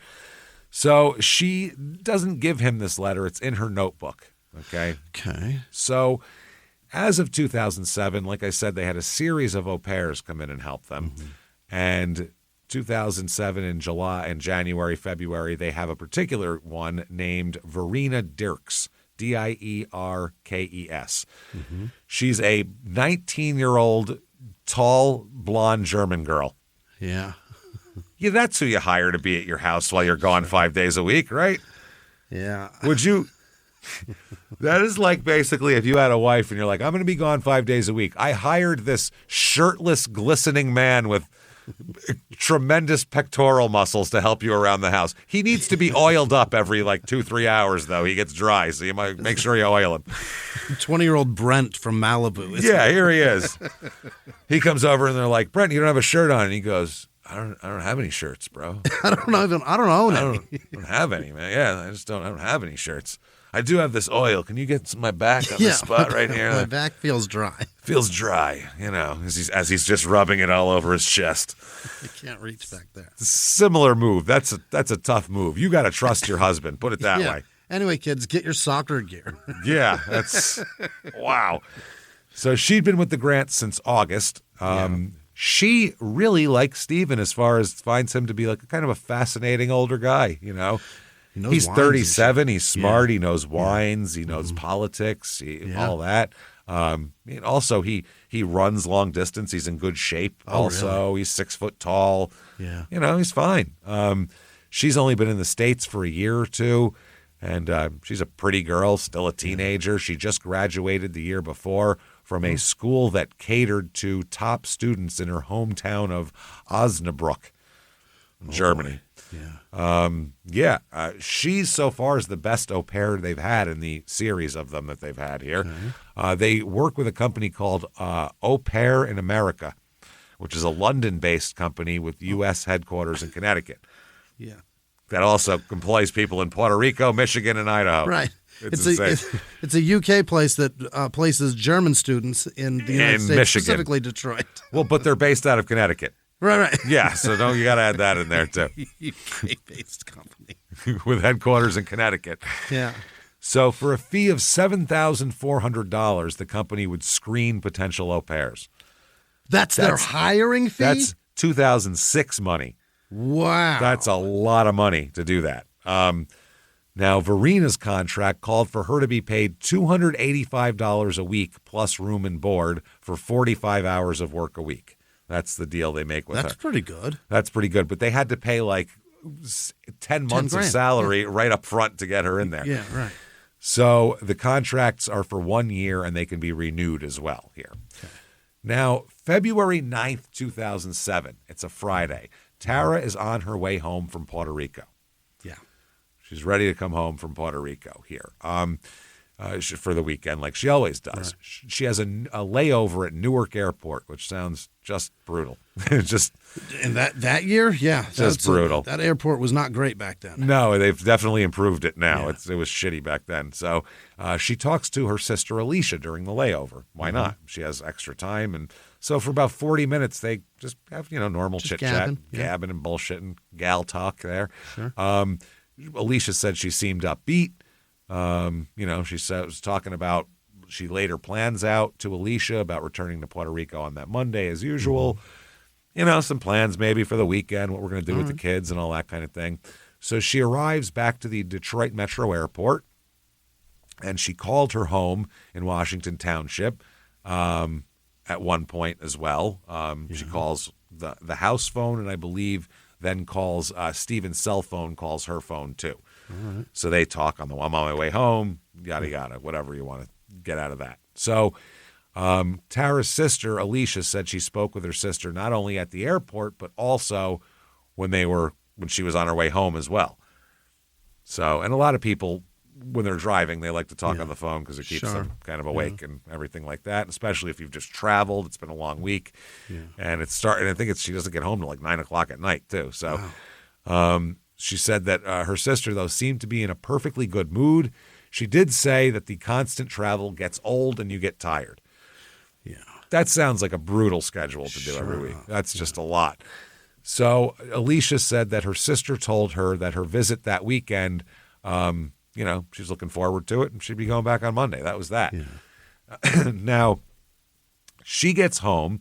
Apparently, according to Stephen, that she's not even unpacked yet when they're talking and he's saying, listen, this is too much. You're on the road too much. You need to be home more. The kids need you. I need you to cut back. I don't care if the income is less. We can do on a lot less. We can get by on a lot less. We don't need all this shit, whatever. So he says that she said, no, mind your business, basically. I'll do what I want. The fight escalated to her repacking her shit. Oh. Making a phone call at some point to call for a car service to come get her. And then at 11:15 p.m., she takes her suitcase and gets into a dark sedan at the end of her driveway. Nice. And says, I'm going. Mm-hmm. That's it. I'm going back early to Puerto Rico, and I'm not putting up with your shit all weekend, essentially. Yeah.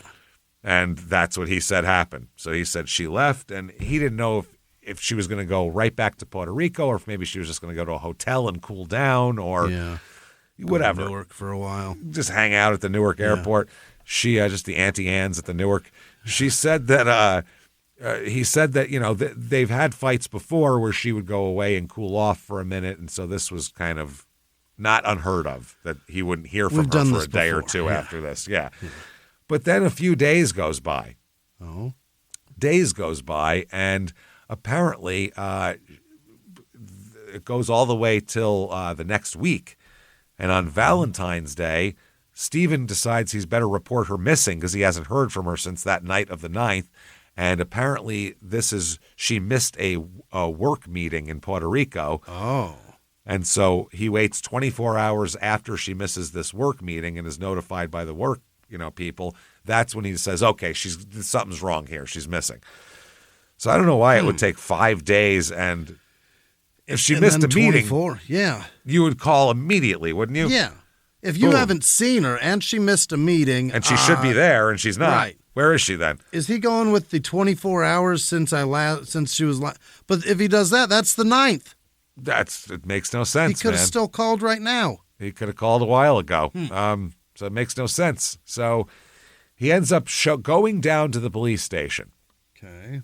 To chat about this with the cops. Yeah, to tell the desk sergeant. Yeah. Yeah, it's it makes you look more urgent too. Yeah, more. If I'm here in your face, you'll actually look for her. Whereas if I call, you might just write it down and it's a slip of paper that gets you can't tell shuffled off the desk. Urgent this is based on my eyes. Yeah, you unless can't I'm in see. front of you. Yeah, how large yeah. my eyes are. So there's a detective nearby as he's giving the desk sergeant the details, and the detective is listening because it's pretty entertaining shit. So he's just listening from the side here. So anyway, the detective is a guy named Sergeant Brian Kozlowski, Sure. And he is in way before he's supposed to be there today because there's a staff potluck lunch. Oh, boy. Oh, yeah. Oh, the old fucking Valentine's Day potluck is down at the police station. Yeah, why are they doing that at Valentine's Day? I don't know. It's romantic. So he is walking past this, and he hears the desk sergeant say, "How long has your wife been missing?" And the guy Steven say, "It's been 5 days." Yeah. So this Kozlowski guy actually stepped outside his doorway and looked like, did this guy just say 5 days to report his wife missing? What the fuck? He said, he popped out of his office and looked at the guy and just kind of stared at him and was like, this guy is out of his fucking mind. Yeah. And he said, I can't wait to read that report that this dude's taking because something is weird here. Literally, that's what he said. So, but he went to his potluck lunch anyway. He said, I got to do that. But later on, I'm going to read that report. Yeah. So Stephen rambles and he's just talking. He said his wife's was getting home late on the 9th. There was a snowstorm on the East Coast that delayed flights, and that he'd had a couple of beers while he waited for her, and that they argued over the phone about her change in plans because he said what precipitated the fight was she said she was going to go back to Puerto Rico on Sunday instead of Monday. And that pissed him off because he said, what are you going to have one day with your kids? Right. You need to be here more. And she said, don't tell me what to do. And as soon as she got home, the fight resumed. They had it over the phone earlier. Oh, boy. She said they yelled back and forth for maybe 20 minutes. Mm-hmm. She had made a call on her cell phone, told someone to pick her up and that she'd be out in a minute. He didn't know, but he thought maybe it was the limo service that she uses all the time to get to the airport. I think her company has an account. Probably. But that was it. The last thing she said to her, she turned around angrily to him and said, don't forget to take my 2002 Isuzu Trooper to the dealership Monday to get that dent fixed. And she left. Yeah. Odd. I'm tired of you. Maintain my car. I'm leaving. Make sure to get my dent fixed. So the au pair, Verena, she gets home, he said, 10 minutes after Tara left. Mm-hmm. They almost crossed each other there. So the desk sergeant said, if your wife is missing on the 9th, why are you here today? Yeah. And he said, well, her boss had asked him to come, he said. He left messages on her cell phone Saturday and Sunday. When he didn't hear from her by Monday, he called her boss, Lou Trundle, in Puerto Rico. And, he said that Lou asked him to hold off a bit with the police because he wanted to have a meeting with her boss in Puerto Rico to discuss it first.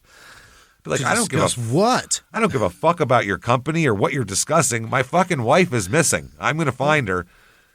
What are you talking about? No, Lou told me to wait. Yeah, you work for Lou too? And the cop didn't follow that logic either. He was like, this is okay, but he keeps talking. And now Stephen keeps consulting a notebook after a while. He's got a notebook here. He said, I guess he wrote down everything that happened in order. He said Tuesday he called Tara's sister Alicia in Ohio and her mother, Mary, and both of them hadn't heard from Tara either. So Stephen said that he told the sister he'd be happy to find out at this point because he was worried about her. He said, I'd even be happy to find out if she was off with some guy in a motel. Really? Better than her, floating in an ocean somewhere or whatever. Okay. So he thought that,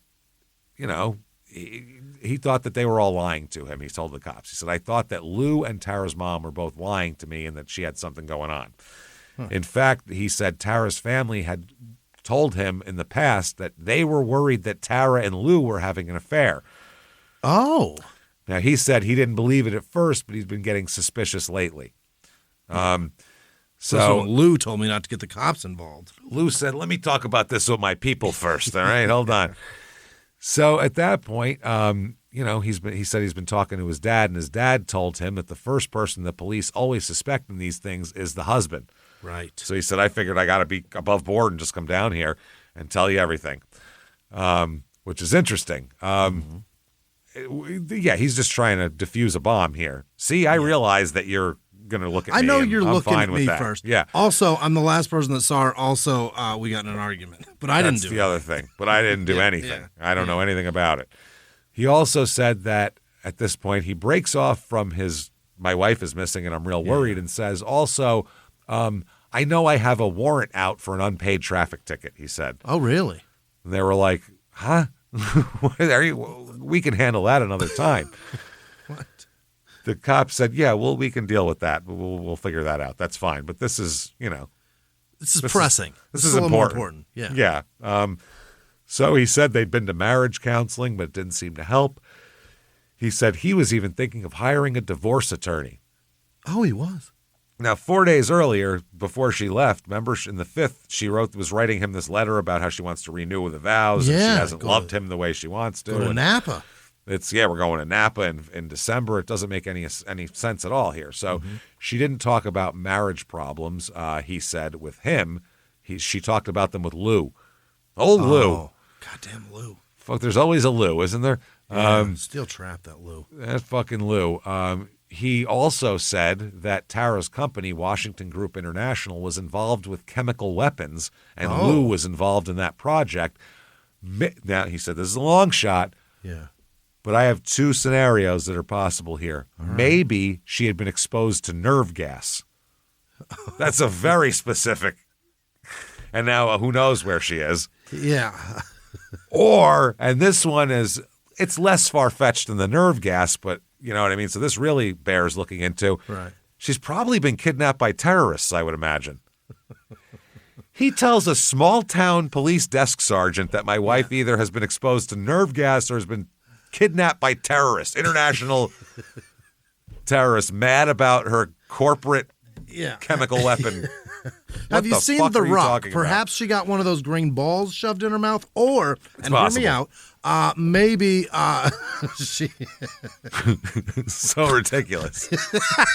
Maybe Arnold Schwarzenegger and his shenanigans. So, the desk sergeant is literally trying not to laugh at this point. Yeah. He said later, he said he was finding this entertaining as fuck. Like he was like, God, I wish all the other cops were listening to this because this is so funny. I'm not going to be able to tell it like this guy is. You know what I mean? I just can't. I can't tell it like he can. And look, you gotta understand. He said it with these eyes. It was crazy. It's crazy the whole time. You got to see social media at Small Town Murder on Instagram. You got to see these eyes. So Hughes said, "Well, let's call Lou." Yeah. Lou seems to have all the answers here to unlock. He might know of a terrorist cell that was after her. So Stephen gives him the number in Puerto Rico, and this desk sergeant calls Lou right while Stephen's standing there. Oh. He said because he wanted to see how Stephen would react to shit. Right. Just, because he probably didn't expect this to happen right in front of him. So the cop said that Lou seemed genuinely concerned and offering to help in any way he can. Yeah. He said he was empathetic about, the kids are probably missing their mom. And he was also like saying, Tara's not taking off on her own. She wouldn't leave her kids. She wouldn't just not show up for work. She's the most responsible person we know here. Yeah. That's crazy. And by the way, I'm not sleeping with her. No, and I didn't bang her at all. Right. Swear to God now. I'm Lou, but I don't bang everybody. You know what I mean? I got my own Gumar. Yeah, I got my own thing going on. It's Puerto Rico down here. You know what I mean? There's a lot of beaches. I go down there. There's bikinis walking around. I find myself some ladies. There's you know what I mean? All this, the tequila, the rum. Forget about it. I live by the motto, you don't shit where you eat. You don't shit where you eat. I know tequila is Mexican and rum is Puerto Rican, but whatever. I assume when people come from Michigan, they go, let's get some tequila. Everyone's speaking Spanish. We must have tequila here somewhere. Is gin a thing? I'll drink that. I'll drink that. So he said, while he's jotting down the notes, Stephen is standing there smiling at him the whole time. He gets off the phone with Lou, and Stephen asks him if he wanted to call Tara's parents now. Yeah. And this guy said, no, I'll leave the detectives to do that. He was just calling this guy just to fuck with Stephen and see how he reacted. So then Stephen brings up the au pair again. And this guy's like, why does he keep bringing up this fucking au pair? Right.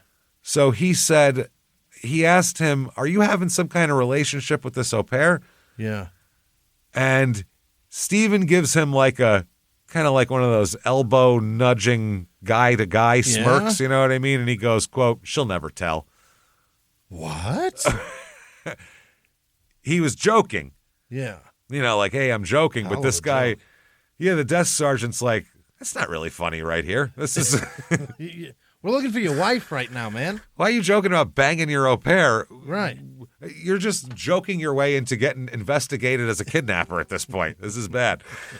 He said, that's a real weird thing to say. And he said, is it all right if we send some detectives over to the house later to talk to you? Because I'm just taking your initial shit. And, Stephen said, sure, no problem. So they send detectives over there. Mm-hmm. And he said, they talked about the fight. They're going back to Puerto Rico early and all this type of thing. And Stephen said, she also said that I could explain to the kids why she's not there in the morning. She left in a car service, black sedan. She also told me I need to take her truck to Tamaroff on Monday. Saturday, Sunday, no contact. I phoned and left her messages on her mobile phone and sent text messages, no response from her, because he wrote all this out. He said he called Lou in Puerto Rico on Monday. Lou said, quote, no worries. Tara wasn't due in till later in the day. Mm-hmm. He said he would tell her to call me, or he would call me himself to let me know that she was there. I hadn't heard from him by 7:30 p.m. on Monday the 12th, so I called him. He said he hadn't heard from Tara, and I said I needed to do something. I called the mother-in-law, called police, something, and Lou said, hang on a minute. Oh? Let it sit. That was the famous Lou saying no. He said he didn't want me to do anything until Tuesday morning. He said it would only worry them. Okay. So he said, Lou called me 9:30 a.m. Tuesday, February 13th, saying he hadn't heard from her. She didn't show up for a meeting in Puerto Rico. He then left a message, Stephen did, for Alicia, and called also Mary, who he said that Mary told him, all caps, not to call the police. Don't call the cops. She would send a message to Sarah and have her call. Tara? Or Tara, did I say Sarah? Yeah, Sarah's my wife, so that happens. Right. That'll come out once in a while. So it's very interesting. So she said, or he wrote down, Stephen did, someone knew where she was. I thought the same thing with Lou as I did with her mom. I told Mary if I heard nothing by 4 p.m. Tuesday the 13th, I was going to the police. I talked with my sister, who's friends with a detective, and she called him to ask what was the rule for reporting someone missing. The detective, had told her he should wait till Wednesday the 14th in the morning to report her. That seems pretty arbitrary. Don't know why. Right? Now, the desk sergeant who took the whole story, his supervisor, whose name is Sergeant Larry King, no relation. Right? Multiple marriage, Larry King. Oh, that's the guy. The incident was classified as not a crime, other service when it gets filed. That the desk sergeant's report here. But they said the stilted language that Stephen wrote shit down in, the way he talked, they said, who writes the date every time he mentions a day? So they just thought it was weird. Very strange. He said also, it seems like something like prepared excuse you make when you call in sick to work is what he said. It was very, very fucking strange. Yeah. But who knows? Now, while this is going on, another call comes in. This is a Lieutenant Darga. He takes a call from a woman identifying herself as a sergeant at the state police headquarters in Lansing. Oh. She wasn't calling in an official capacity, but as a friend of a woman named Alicia Standifer, who is Tara's sister. Tara, yeah. And she said that Alicia had told her that Tara is supposedly missing for 5 days, and the husband, Stephen, is just now getting around to doing something. So can you guys look at this?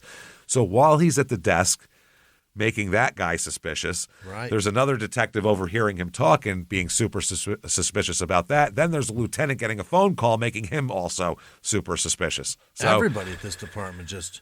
Yeah. So then this lieutenant calls Kozlowski, the guy who originally overheard Stevens talking, and said, I want you to get on this thing immediately. And he goes, oh, is that the guy from the desk? Yeah, I'm interested in that. On it. Yeah. That sounds awesome. So they go over the report. And they said the first thing they noticed in the report was the word au pair. Yeah. The detective didn't know what that was. Yeah, I mean, he thought it was a couple of things, right? He thought it was a typo. He thought it was supposed to say a pair, a pair, two of something. And he said he read that and thought, a pair of what? He didn't know what they were talking about. He thought children that she watches, dude. This is all fucked up. Yeah. So anyway, he reads the report and goes over that, Stephen said that he told Tara that during an argument that the kids would be disappointed if she went right back to Puerto Rico and everything like that. And also about all the family members think that she's having an affair with Lou. Lou says they didn't have an affair. It just seems interesting. And also the fact that he said that he would regard it as good news if he found out Tara was in a hotel with a boyfriend somewhere. Yeah, that's bizarre. He also, in the notes, wrote, quote, Stephen further stated he owns a handgun, which is a strange thing to just disclose at this point in time. It means nothing to nobody. I got one too. Real weird. Yeah. So at one point he blurted out, which is fucking funny, to the detective, "You don't think I did something to my wife, do you?" I mean, is that what you're thinking? It's kind of my job. Kozlowski said, "If we thought you were involved with the disappearance of your wife, we'd take you to jail right now." Yeah. He said, I'm not going to bullshit you, basically, so don't worry about it. Yeah. So they said, we're going to come. You mind if you want to come take a lie detector test tomorrow? How about that? And Steven said, sure, no problem. What time? They said 11. And he said, oh, yeah, no problem. Okay. Yeah. He said, do you mind if we send an evidence tech out tonight? We'd like you to take some quick pictures. And he said, yeah, sure, no problem. So the police visit Steven, do the evidence test. Tech people are coming here. And, he gives the same story because they keep asking him the story over and over. He gives the same. They're trying to figure out if his story is going to slip, basically, because that's how you do things. Sure. If you watch a murder interrogation, they ask the guy to tell a story 12 times to see where he fucks up. Now, the detective, Kozlowski, said, Mr. Grant answered the door, and I could tell he was afraid we were there, whereas he's our complainant, and we're here to serve him and help him, but he's afraid of us. Yeah. So they thought that was weird. So Kozlowski said that we were trying to establish a reason for her leaving. Was it an argument? Was it something prearranged? And then he gives the story about everything like that. In another room, while they're talking to Steven, another detective, Pam McLean, is talking to Verena. Oh. Now, Verena said, yes, I was out of the house that night. I didn't see anything that happened. I came home and it was just Steven and the kids here. Yeah. I was out with my friends. She was out at a bar that night with her friends or a restaurant doing something, hanging out. So the detectives put away their notebooks and they asked Steven if he'd come down to the sheriff's office the next day for this lie detector test that he already agreed to, but now they're going to see. Yeah. And Kozlowski said that Steven asked him, quote, do you think I'm going to be in trouble for any of this? What? Any of what, Steve? Yeah, that's a good question too. Yeah. Any of what? What'd you do to get in trouble? So Kozlowski said back, trouble? Meaning what, Steve? Yeah. What kind of trouble could you possibly be in? Yeah. And he said, I didn't have anything to do with this. And then he started crying. Oh. Started sobbing. Yeah. He said he started, heaving. So like a 5-year-old who is just is overtired and you just dash their hopes of getting the snack they want. Yeah. Tears. His just went out the window. Totally gone. Yeah. Fucking someone stepped on his Teddy Grahams. He's fucked. So they said tears are popping out of his eyes. Like he's going crazy. So they said, okay, we're going to leave you to your tears. Good night. Whatever you're doing. Yeah. See you later. So as they walk down the driveway, McLean and Kozlowski walk into their cars. Pam McLean looks at Kozlowski and said, he did it. They don't even know what it is yet, but they're like, he did something. He did that. Yeah. And he said, we just don't know how or where she is, but whatever the fuck reason her gone, it's his fault for sure. Hey, everybody, just going to take a quick break from the show to tell you a better way to shop with Thrive Market. ThriveMarket.com. Oh, you know it. The holidays are coming here, and it's a time for connection, not chaos. Yeah. Between the baking, the gifting, the gatherings, no one wants to spend precious hours in a grocery store with strangers. That's not what you want to do. And with Thrive Market, you can simplify the season. Get yourself premium, healthy groceries for your entire family, curated and delivered to your door so you can just skip the whole store garbage and save your sanity this holiday season. They have premium pantry essentials all the way to non-alcoholic, bubbly, and nostalgic snacks. Thrive Market put your holiday pantry on autopilot. That's what they can do for you. So, and that's what I do too, so I can focus on the good stuff and not grocery store aisles. Between wrapping and hosting holiday parties, the last thing I want to do and the last thing you want to do is go to the grocery store to track down the seasonal and harder to find items. Thanks to Thrive Market, I can grocery shop from the comfort of my couch, and I really do. I love Thrive Market. We order this stuff all the time. I love how you can find like the gluten-free options for Sarah. It's great stuff there. You don't have to compromise health. Absolutely, but you can still look for the good little holiday snacks that I've been getting from there. Some of them I didn't even know existed, which is really cool. I'm like, wow, they have this? This is great. So Thrive Market makes it simple to keep things festive and healthy this season by restricting over 1,000 sketchy ingredients from the site. So everything you shop for is high quality and trustworthy. Thrive Market creates healthy, high-quality groceries personalized so you can filter by dye-free, high-protein, low-sugar, you name it.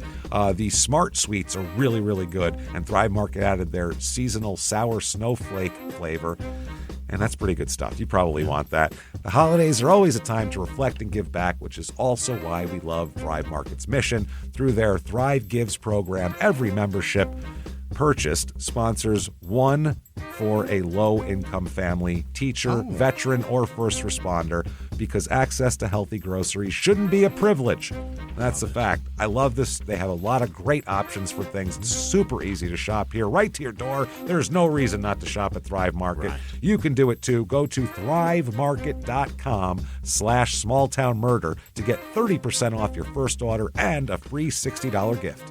Now back to the show. And so the detective tells the evidence tech to grab a digital camera, go to Steve's house there, take a shot of the scratch on his nose and a scratch on his hand and a bruise on his leg. Okay.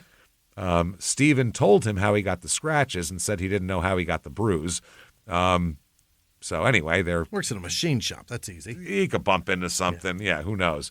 Then they went through Tara's notebooks. One was filled with letters she'd written as part of a training exercise she'd taken part in at a self-improvement seminar in Phoenix 4 months earlier. Oh, that's nice. Corporate thing.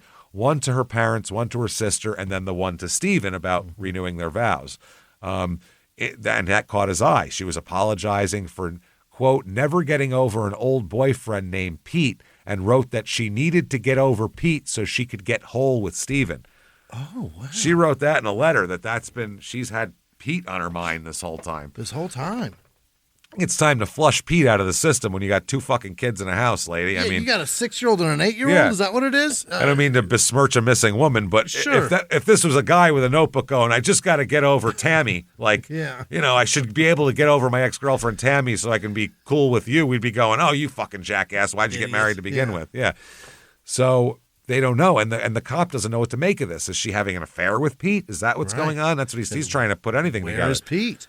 Yeah, are these notebooks now? Do I have a motive for why Steven would have been mad at her? But she didn't give that letter to Steven, so who knows? It's weird. Would she not leave Steven and Pete's pissed about it? Who the fuck knows? Either way, when Steven is expected for this lie detector test, instead they get a fax. A what? It's a fax from a defense lawyer saying, quote, because of the tone of your February 14th interrogation of Mr. Grant at his home, it is my humble opinion that it's necessary for me to provide a buffer between your department and Mr. Grant. Just as Mr. Grant answered all your questions last night, he will continue to answer all of your questions in the future. I believe it's necessary, however, so there are no misunderstandings, that all of your future questions be submitted in writing, which will in turn be immediately answered in writing. David Green, defense attorney. Send us an email and we'll email you back. Send us your questions in writing and we'll send them back in writing. But you're not going to sit and watch my client's eyes get so huge that it freaks everybody out.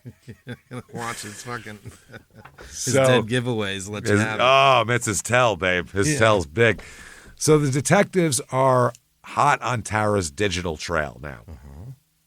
They said, okay, we got to find this out. They knew they said now she hasn't used her cell phone, laptop, or credit cards since she walked out down that driveway, according to Steven. Wild.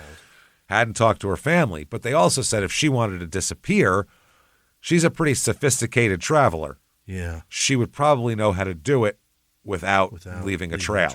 Yeah. She could buy a burner phone and use cash and, a prepaid debit card. Who knows? You could do anything.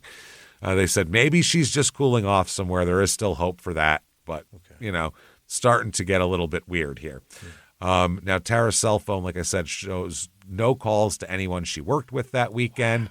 They said if she had a change in travel plans, seems like she would have called someone from work about that and say, I'm coming back a day early. Also, the black sedan, the call she made, there's no records showing any calls made around that time to any company that sends cars anywhere. Oh. Which is not great. Her last call had been an 18-minute call to Stephen at 9:47 p.m. on her way home from the airport. For that.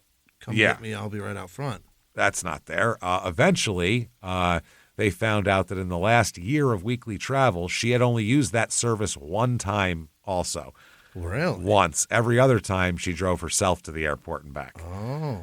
So Grant had told them, Stephen had told them she uses that all the time every week for the airport when she'd only used them once this year. Yeah. So they're like, why would you lie to us about that? Let's look into Stephen's cell phone records. Why don't we? Who's he calling? Well, around the call that he got from his wife at 9:47 were 4 calls to Verena, the au pair. 4 calls. 4 calls. One starting at 9:08 p.m. and ending at 10:32 p.m. All the various calls, which is interesting. The cops are looking at this going, that's not incriminating. He might be asking her to pick up milk. Yeah. Where'd you put this? Yeah. Who knows? You know what I mean? It's just, it could be logistical details. Taking care of kids' information. And they look up the records too. All day they're back and forth on the phone with short calls. It's probably about the kids and that sort of thing. So they write on the whiteboard the log of the calls that night. Okay. Steve calls Tara 1 minute, 11 p.m. Tara calls Steve 11:04 p.m. 5 minutes. 11:32. Steve calls Tara 3 minutes. 12. Steve calls Tara. This is starting from early in the day, not p.m. This is a.m. 12 p.m. Steve calls Tara 6 minutes. Tara checked her voicemail at 12:47. At 1 o'clock, Tara's flight leaves Puerto Rico. 4:20 p.m. Tara checks her voicemail. It arrives in Newark at 4:20. She checks her voicemail immediately. Calls Steve at 4:27 p.m. They talk for 2 minutes. She checks her voicemail again. Wow. She checked her voicemail twice in 8 minutes. I've never done that in my life. What's she looking for? Then Steve, maybe somebody called while they were on the phone. It went. She put it to voicemail. Steve calls Tara for 6 minutes at 4:34. Tara calls Steve for 3 minutes at 5:11. 5:55, Tara calls Alicia for 42 minutes. That's the Newark layover call. She checks her voicemail after that, then calls Steve back for 1 minute at 6:38. 6:41, Tara calls Steve for 7 minutes. Now we get to 21. So what is that, 9:08? Yep. Or no, it's 9:08 p.m. Steve calls Verena 1 minute. 9:10 p.m., Tara checks her voicemail. Then she calls Steve for 1 minute. 8:29, Steve calls Verena 30 seconds. Tara pays for parking at the airport 2 minutes later. Steve calls Verena 4 minutes. Steve calls Tara 1 minute. Steve calls Tara 18 minutes. Wow. This is the last call to be, that's at 9:47, the last call to either be answered or made by Tara's cell phone is that call. Mm-hmm. Then 10:07, Steve calls Verena for 2 seconds. I don't know what that's about. Missed the call. Then at 10:32, Steve calls Verena for 2 minutes. So on Saturday, the next day when she's gone, Steve called Tara's cell phone 6 times without a response, which is interesting. Very interesting. This is 2:17 a.m. This is after she left. Tara, it's Steve. It's after 2 by now. It's 2:15, and I just want to know what the fuck's going on. I think you owe me at least your kids, at the very least. Call me. Bye. Just call and let me know what the hell's going on. Your kids, not our kids. No, your kids. 9:29, which is absolutely too. If you've ever been yelled at by a woman, the mother of your children. Anything you miss for 2 minutes, it's going to be your kids. Yeah. At that point, it's just the way people weaponize their children. Either way, I'm just saying that goes both ways. Either side, anybody. Say it's you can use it for anybody. It's wonderful. It shows it's a wonderful way of being shitty. You can use it for anybody. But it shows a level of frustration with someone when you say it like that. It definitely does. 9:29 a.m. next morning. Hey, it's me, he says. This is on her voicemail. Yeah. I'm just trying to find out what's going on this morning. If you're still leaving today, if you're leaving tomorrow, what's going on? If you're planning on coming by, just tell me so I can make plans. Make sure the kids are here because they want to see you. Give me a call. Bye. Then at 11:56 a.m., hey, I get that you're pissed at me. I just left the house. I have to go to the bank for my dad. Verena's at the house with the kids. Please at least call your kids. It's ridiculous, Tara. It's not right. Just call, please, so I can talk to you. They didn't get to see you last night. Please. Bye. 6:30 or 6:03 p.m. It's me. It's you need to call us. Just let us know what's going on. The kids and I would like to talk to you. Please. I don't know what's going on, what the deal is, so just call me. We're here. We're just ordering pizzas for dinner, so we'll be here. I'm just going to have it. I think I'm just going to have it delivered, I think. So call us. Bye. Then 11:11 p.m. Hey, I get that you don't want to talk to me, but you don't have to hit the ignore button every single time I call. I was simply calling to let you know that you left your glasses here. If you need me to ship them down there, I just need your FedEx number or whatever the hell you want me to do with this. I just need to know if you need me to go buy a bottle of wine or if you did. You said you would, but I don't know if you did. You owe your kids a call. Please, they keep asking. Please call. Bye. Then 1:43 on Sunday afternoon. Tara, next time I call you, pick up your phone. Please do not hit ignore. It's bullshit. It's absolute bullshit that you can't call me or your kids. It's bullshit. Pick up your phone or call the house, call somewhere, call me, call my cell, call the kids. This isn't this bad. I know you're mad. I'm mad. This just isn't right. Just call me. Bye.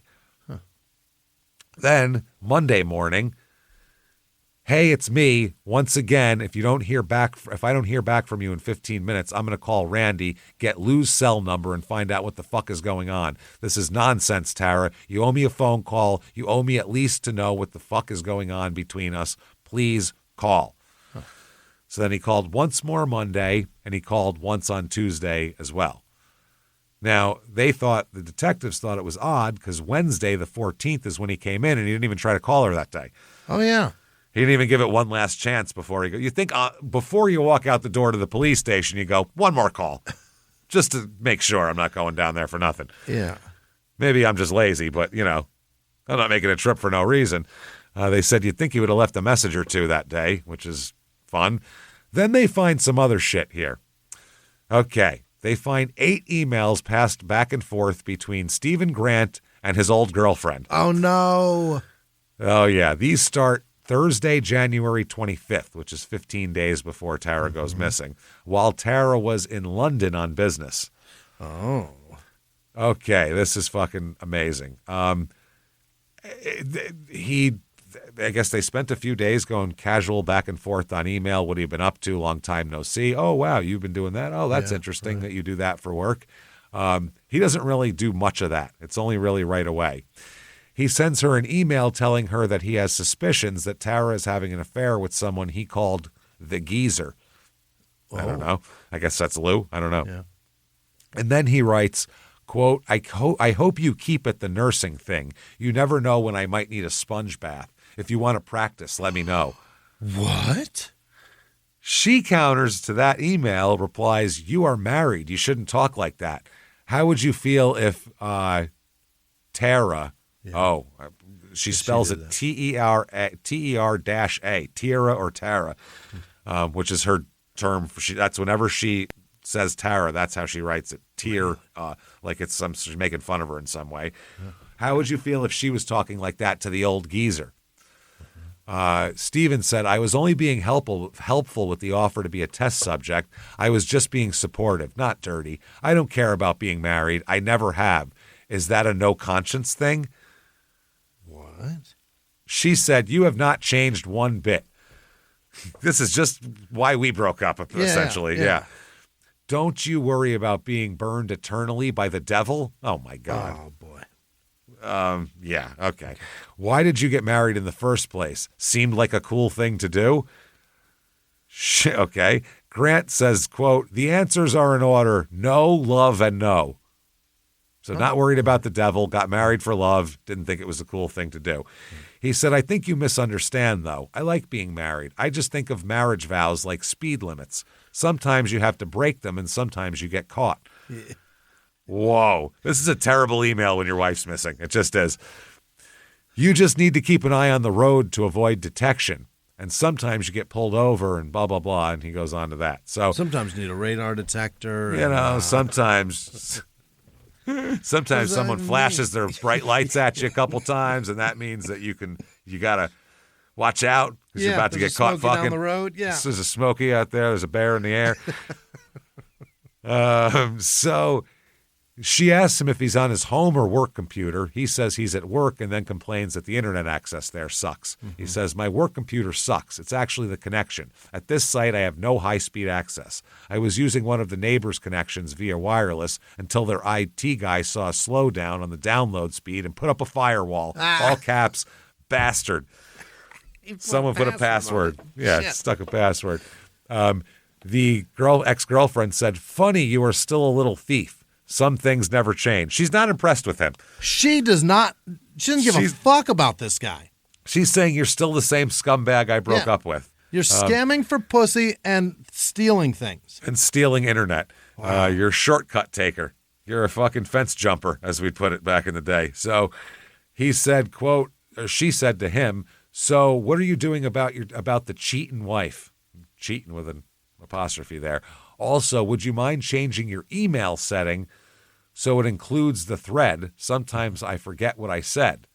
Hey, that rhymed. Okay. She writes, I'm so frickin' bored today.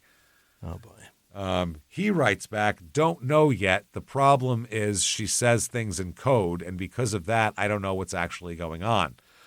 But he says that I can read Tara's emails, though, because of a guy I know. He said, Brian is a vice president at a computer company, and one of his techs helped out a bit, if you know what I mean. Straight up NSA shit, if you get my drift. Oh. Actually, he had some software, over-the-counter stuff you can buy at CompUSA that did the trick. It sounds cooler the other way. Oh, God. Yeah, you just bought tracking software that people get for their teenagers. Real NSA shit. He then said, if you're so bored, because she said she's so freaking bored, I'm still in need of some excitement in my life. Wink, wink. He wrote out the words wink, wink. Holy. Tara flew to London yesterday till Friday night, and I'm all alone with no one to play with. I do want to see you naked. Naked women are always good to see, especially if you haven't seen them in a while. Naked women are always good to see. I love checking out some tits. They're great. He is so desperate. He's saying guy, he's regressing wink, into wink. a college kid. Wink, wink. What do you do?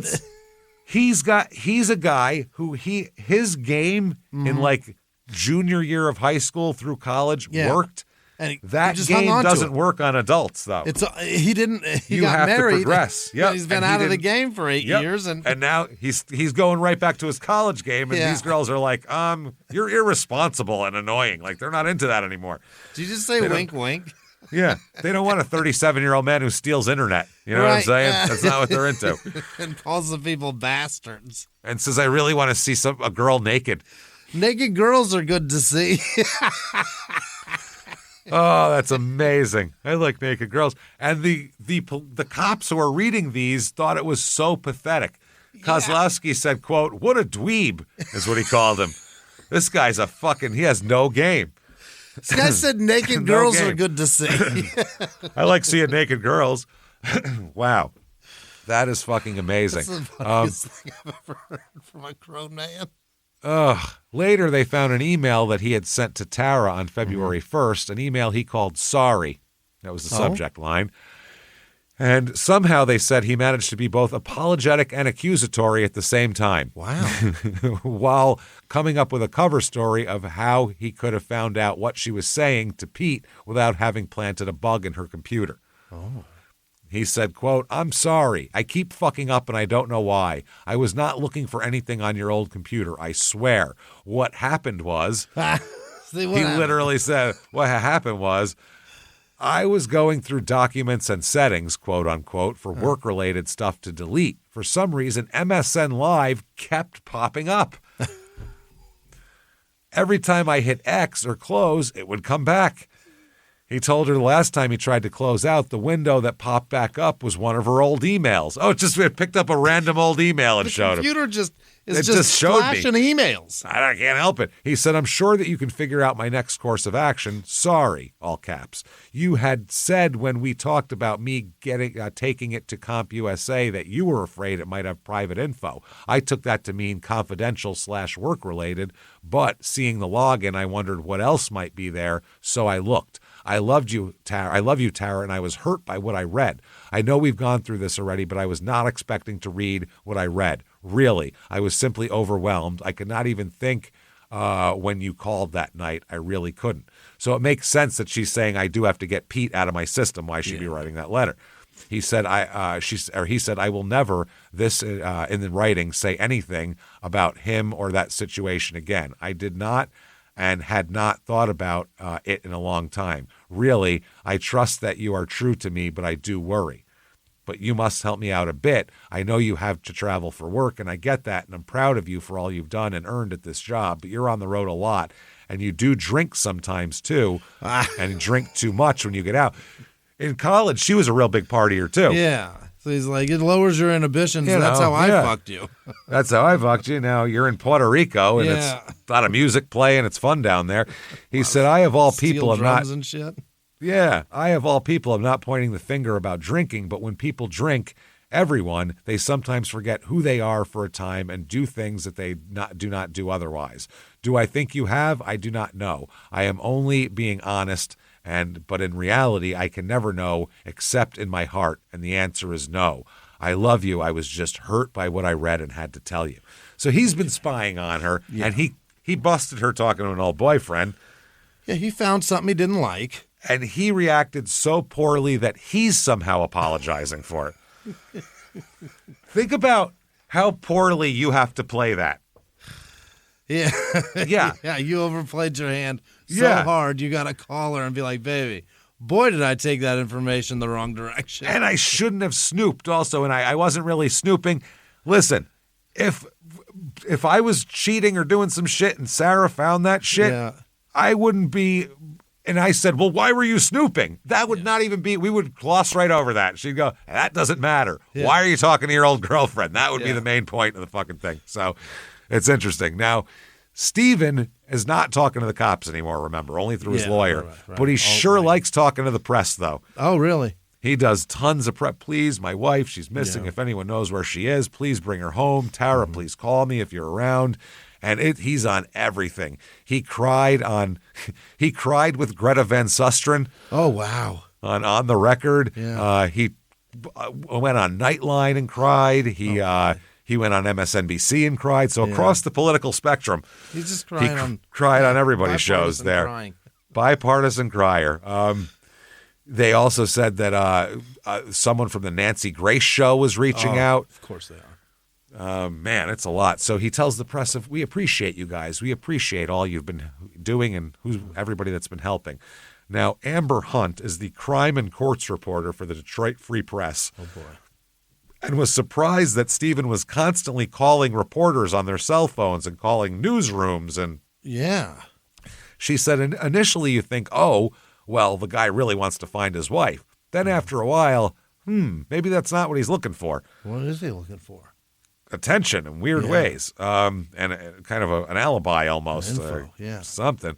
So they said that Kozlowski, and they're investigating, and they're watching his press appearances, taking notes and listening to what he says here, and all that kind of thing. He said in the media, quote, everybody gets into an argument with their spouse. Tara would say things, I would say things. Was it bad? No, not even close. No. February 15th, the next day. All this is happening very quickly. Wow. Alicia arrives in town, sister, and her and her husband drove 5 hours to meet with Kozlowski and to also put up missing person posters all over the area. Wow. It's at this point, too. Remember that that ticket that he had that he has a warrant for. Yeah. The cops remember that, and they pull him over and they arrest him. Yeah. For the ticket, and they bring him in just to fuck with him. Sure. They deny they're fucking with him. No? They said it was perfectly standard thing to just pull this man over. Standard operating procedure. See he has a warrant, we arrest him, and we keep him for 6 hours on an unpaid parking ticket. That's totally normal. That's what we do all the time. And then we also ask him questions about other things he might have been involved in, which is interesting. His lawyer's pissed. Oh. His lawyer said, I thought this was something that went out in the 1950s, what's called a pretext arrest, arresting a person for one purpose, but it's really for another. They really want to question him. Yeah. He also said, this lawyer, that Stephen Grant has gone, quote, above and beyond the call of duty in cooperating with authorities. Is that right? He talked to them once. That's plenty. That's enough. And then refused to do a polygraph. And won't let them come search his house either. Yeah. He did allow evidence techs to take pictures of his house, but he didn't allow anybody to come in with like luminol and shit and really look around. Really search it.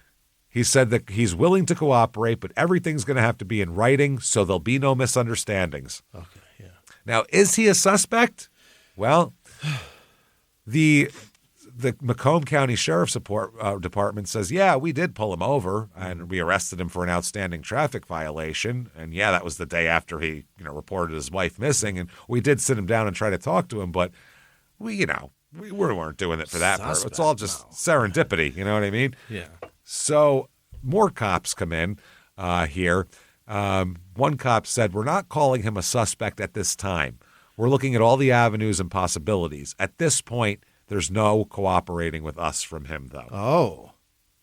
They also, it's reported to the press that when he's pulled over on February 15th, he was carrying more than $3,000 in cash, which he said was from a paycheck he'd cashed, and the rest was to pay his lawyer. Now, a $3,000 paycheck would mean he only gets paid 6 times a year. Yeah. Because he makes $18,000 a year. So he gets paid every other month, that says. Yeah. But he said that was all to pay his lawyer. So that's why he had cash. Because, lawyers only take cash. Right, yeah. If you could put it in like a dirty paper bag that you bought a 40 of Crazy Horse in, too, that would help. You could put it in there. They are very expensive, those lawyers, though. That's what they are. Now, Tara's sister says, I've gotten a phone call from Steve, and Tara's missing, and he hadn't heard from her in 5 days because she's talking to the cops as well, and to the press too. She said Tara would never leave her children and not let us know where she was. And she would never miss anything with her employer. In 10 years working for the same company, she didn't miss a day. Not one day. That just tells you, from all of our stories, 657 stories, reliability will get you murdered. Because nobody that's ever been murdered, when they talk to their job, no one ever says, she calls in like probably twice a month. She's always got something wrong with her. She's very undependable, so we didn't think anything. It's always never missed a day ever. She's the one who unlocks the office because we know she'll be there. Yeah. Save your own life. Take a day off. Wow. And she also says, though, she's standing by her brother-in-law at this point. Says, I'm not saying he did anything, but she wishes she could get past that question of him not taking a polygraph. Okay. She said, it's a major roadblock. I just want detectives to get beyond finger pointing. Mm-hmm. So if he would just take that, then we would know for sure to look somewhere else. Yeah. She said that her sister's marriage was like any other marriage. It had its ups and downs, but that, she kept her private life private, and that's it. Okay. She said, I talked to Steve on February 13th, the evening before he reported her missing. And she said the conversation that we had started out with, him telling the story, and it very quickly changed tones. And he said to me, you know what? He said, she's probably shacked up in a hotel. And those were his exact words. Shacked up in a hotel around the corner with some guy. Wow. And I remember at that instant, I said, Stephen, I said, she could be in the slums of Detroit in serious trouble. There could be black people around, Stephen. Don't you understand? Good Lord. Not that. She could be dead. Well, Well, if she's around black people. Anything's possible. Jeez. Jesus Christ. She said, I didn't trust this man. Something was off. I didn't know what. Mm-hmm. And if you saw his picture, you'd know exactly what, quickly. Yeah. That's what's off. Yeah, something's off. So his lawyer says, listen, this is February 17th. Police, you don't even bother looking anymore. You guys take a break. You guys work hard. I want you to sit down and relax because we hired a private investigator, so he'll figure it out. You're good. Oh, that's great. Yeah, they're going to take care of everything. Do PIs generally find her. Take jurisdiction over the police? Absolutely. They'll find her. You don't need to worry about it, fellas. Okay. And the lawyer also said that, this is Stephen's lawyer, that Tara was helping shut down the office in Puerto Rico and was about to lay off 50 employees. So she could have been nerve gas, kidnapped by terrorists, overtaken by 50 angry Puerto Ricans. One of the three. It could have been anything. Or be in the slums of Detroit, murdered by a bunch of black people. One of the two. It's terrorists, black people, or Puerto Ricans, though. One of the or nerve gas. We don't know. Oh, yeah. He said, I'm not suggesting anything. I just think it's something worth noting. Yeah. And so Alicia, that night, Saturday night the 17th, she makes plans to go over to Stephen's house for pizza night. Saturday is pizza night, because remember he called saying we're having pizza too. That's right. It's pizza night. So Alicia said, we drove up the driveway and Steve came out of the garage and proceeded to hug me in a very uncomfortable fashion. Yeah. Just boner pressed against my hip bone. Rock you know hard, how that this guy. goes. Yeah. Just hard as a rock.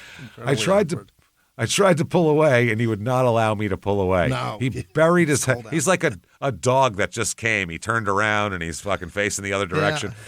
He buried his head in my shoulder, and he was crying. Also, his tone with the press changes. Mm-hmm. He said a couple of years ago, Tara and I did have a problem in our marriage with the, I don't want to call it infidelity, but pretty close to an infidelity. Right. And a singular one. He's being, by the way, interviewed by Hank Winchester, who's a local reporter. That's the most local reporter name of all time. Hank Winchester, NBC. He says at the beginning and the end of the story. Hi, I'm Hank Winchester. That's him. He said, well, Hank said, what's pretty close to an infidelity? I don't understand what that means. Right. And Stephen said it was going there. It was going there. It was heading there. He started calling her an AWOL mom that was more concerned about her career and her frequent flyer miles than her family. God dang. He said, I get that she has to travel for business, but too much is too much, and that was too much. Too much. That's right. Now, Amber Hunt, the reporter, the crime reporter for the Detroit Free Press, said, watching all this, it was weird. She said he was a victim or he was evil, and there really wasn't much in between. Yeah, you can only be one or the other. Yeah. You're either really sorry for this guy or he's the worst person who's ever lived. Real weird shit here. Now, February 20th, she talks about how Alicia's talking to the press saying, we still know nothing. We have no new leads. We have no new anything. We just want to find Tara. Mm-hmm. So this is 11 days she's been disappeared here. Stephen does all this press shit. He's always crying. Please call anybody. Call the police. Call me. Call my in-laws. Just call somebody. Save Tara. Yeah. Oh, God. He also says, the authorities have called me their number one suspect. This is terrible. February 21st, Verena has gone back to Germany. Oh, she went back. Not of her own. She wanted to stay with the job, but the company, who's a very fancy company, says, you're in the house with a guy who's being investigated for murdering his wife. You're coming home. You got to go. Yeah. We can't. What if you get murdered then? We get sued, probably. Right. So That's our fault. Yeah. That's our fault. So they pull her out. And it's a publicly messy thing. And every time they talk about they have an au pair through this company, it's not good publicity. Oh, yeah, that's bad. So they pull her out of her house against her will, send her back to Germany on February 21st. Mm-hmm. It's very interesting here. So they go into all this. Amber Hunt, the local reporter, said the people that we came across pretty much acknowledged that he was kind of a strange bird, meaning Stephen. Right. He didn't bring home nearly the amount of money that she did. So I don't know how that plays into somebody's psyche when you're pretty much left working for your dad and helping raise the kids. Mm-hmm. The cops are watching Stephen this whole time, by the way, because nothing he said has panned out so far. They want to search the house, but they don't have any new leads. So they decide we can search a park nearby. Right.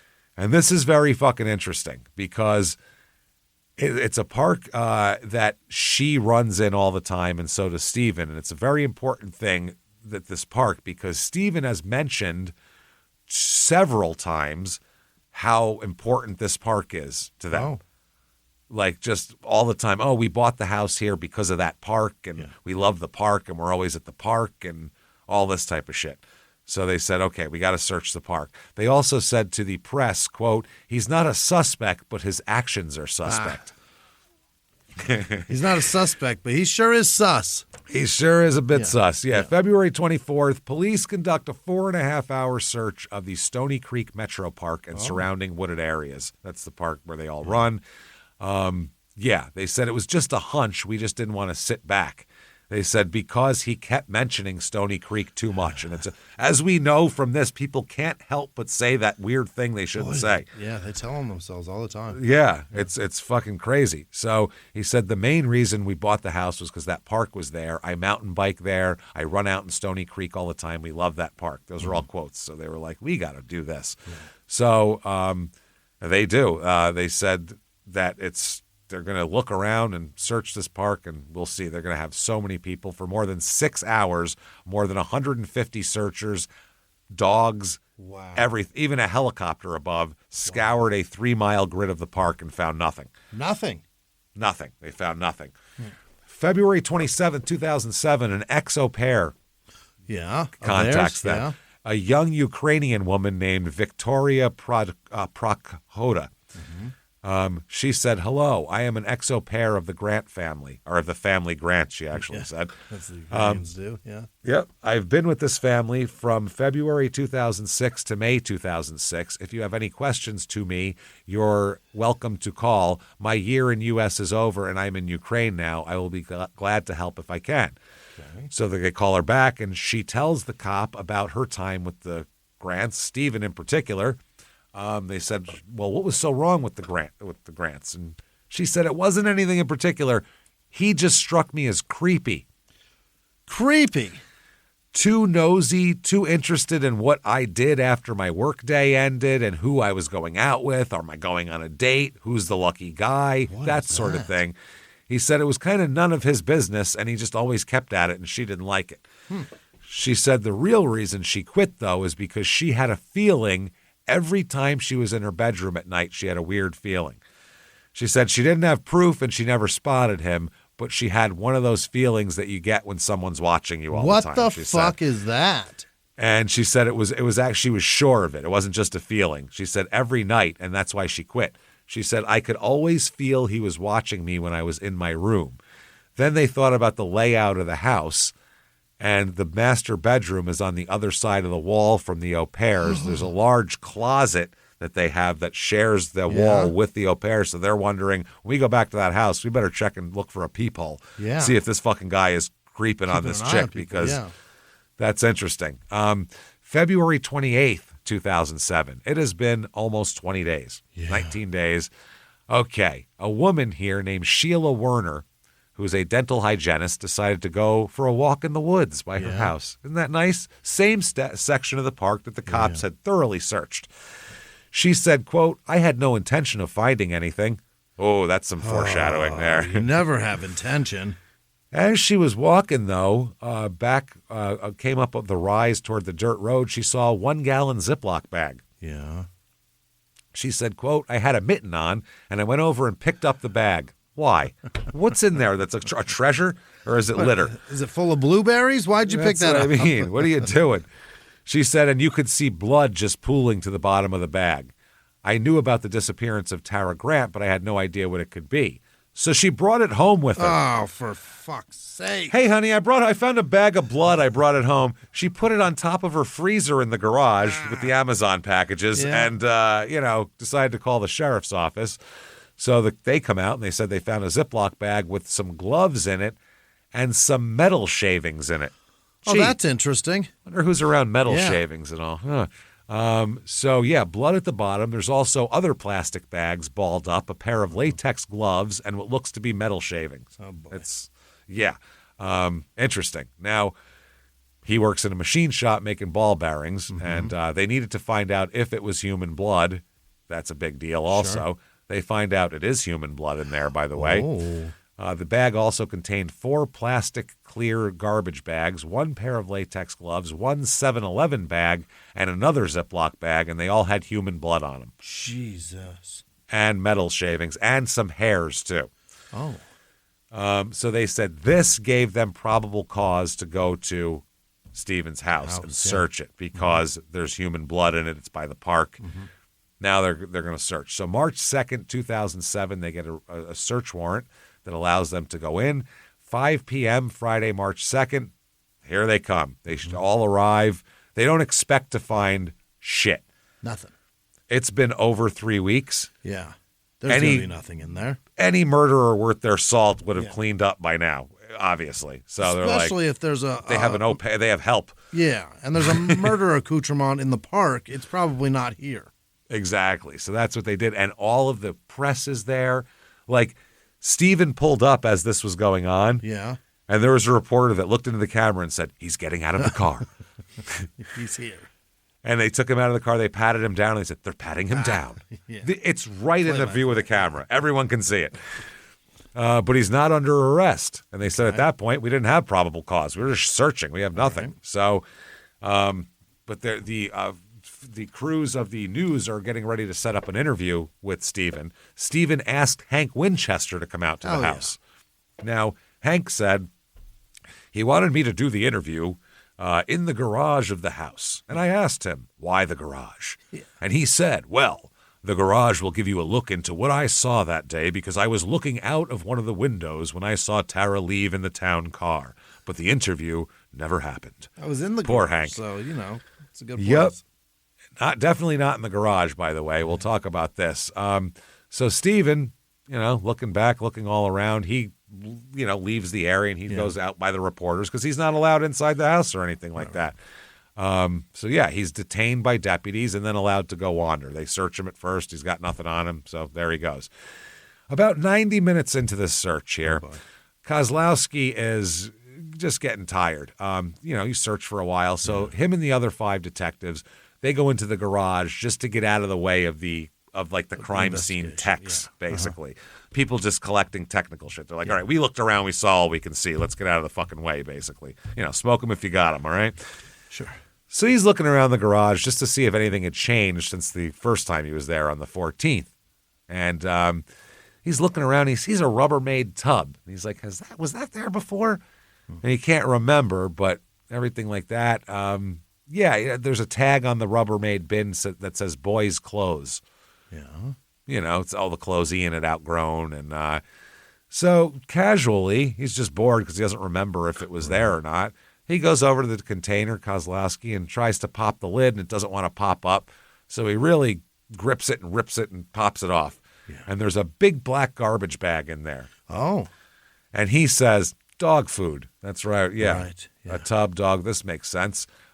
He said, that's all it is. It's the dog food container. And he was going to put the lid back on, and he said, let me just see what this is. So he rips over and rips a small hole in the bag just so he could see kibble and then feel better about himself. Yeah. Inside, though, is another black garbage bag. Okay. He rips a hole in that one. Yeah. There's another black garbage bag. Triple bagged. He rips that. There's another black garbage bag. Quadruple wrap dog food? That's never no one needs their Ukanuba that fucking not to be perfect. that fresh. No. So he rips a hole in that bag, too, and he can see colors inside that one. Yeah. The light's not good. The hole's small, but he can see a flash of red and some plastic. Not another bag, but he said he doesn't know what it is. He thinks a deer carcass. He's a hunter. It's a fucking... That's what it is. It's a deer carcass. He stuffed them into these garbage bags, and, that makes sense. Okay. He said, wow, this is crazy. He's ripping it up. So he goes, I go through each bag, ripping them apart with my hands, and I stuck my bare hand in there, and it was moist. No. Oh, don't ladies. Now I know why that word is so gross. Yeah. Did he feel around? And I saw what I thought was blood and plastic, and then I could see, what was a bra. No. And I don't know if you know this, deer don't generally have any support for their breasts. Yeah. None. So this is... There's a swing. And now he's got it all over him. Yeah, he said he looked at his hands, they're red and wet, and he said, what the fuck, he screamed. Literally, it was like, what the shit? He said all the other cops were like, they were just bullshitting. They weren't even looking around the garage. They heard him, and they ran over there, and he said, that looks like blood. And there was a shitload of blood. And they said, holy shit. He said, get the fucking text, get in here. Yeah. And they said, by the way, go put cuffs on that asshole outside, too. Right. Go put cuffs on that motherfucker. And they open it all up. They don't even know what it is, but they know it's something. Yeah. Cuff him before it's too late.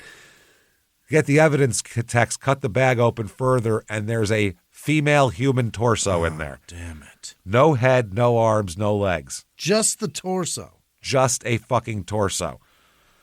So they were like, oh, my God. So they said, an interviewer later asked Kozlowski, did it all click together for you at that moment? No, he considered No, CPR. I'm a moron. Yeah. No, I'm a complete moron who made Murder Detective by not knowing my ass from a hole in the ground, or not knowing a Rubbermaid dog food container to a corpse. From a corpse. He said, I looked and I said, that's her. And then he said, I left the scene. Yeah. So they said, cuff his ass right fucking now. They go out. He's gone. They can't find him. He left. They let him take off. Oh, boy. Which is exactly what Chad Daybell did when they were finding corpses in his yard. But they stopped him 100 yards down the road. They let this asshole go. They have no idea where he is. Wow. And Kozlowski said, I am very angry at this. He said, I'm going to get this guy. By the way, inside the tub also, an extra small shirt from Ann Taylor, a black Gillian and O'Malley bra, size unknown, and a black V-shaped bikini underwear from Victoria's Secret. Mm-hmm. That's what the corpse was wearing, the torso. So Stevens disappeared. Yeah? He has disappeared. Luckily, though, he doesn't want to use his car, so he asks a friend of his if he could borrow his car. Yeah. And this guy's like, I don't know if I should let him borrow my car, but he doesn't know how to tell him no. Yeah. He says, well, it's a company car, so I can't really lend it out. Mm-hmm.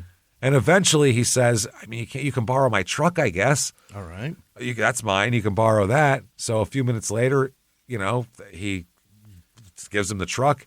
The truck that Steven is now driving, maybe the most conspicuous getaway vehicle in the history of murder. Yeah. A eye-searingly fucking yellow, bright yellow Dodge Dakota Sport Quad pickup truck with a big black stripe down the middle. It's he's driving a fucking Transformer. It's Bumblebee. And the Sport is ridiculous. The painted mirrors, painted bumpers. All yellow. The extra exhaust too, so you hear them coming from farther away. It's so yellow. You could see the shit from space. It's insane. So that's what he's on the road in, is that. So that's fucking crazy. Now they call Alicia, the sister who's in Ohio, and they go, listen, a weird question for you. They don't tell her we found your sister's torso, but they go, weird question for you. Do you feel like Steve would ever harm you?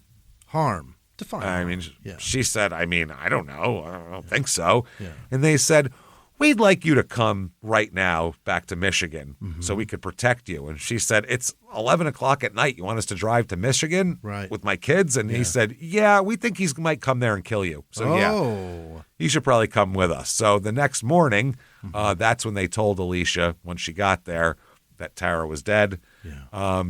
This is when all this is going on. Verena decides to make a phone call. Oh, yeah? From Germany. She makes a German phone call. Uh-huh. And Detective Kozlowski said, I recognized it right away as being an international call. Yeah. The other end, it's Verena. She was crying. Mm-hmm. And Kozlowski said, I had the sense to reach for my recorder and record the conversation. And there is audio from this conversation that we're not going to play here. But I will pretend to be a 19-year-old German girl. I'll tell you that much. Let's go. Yeah.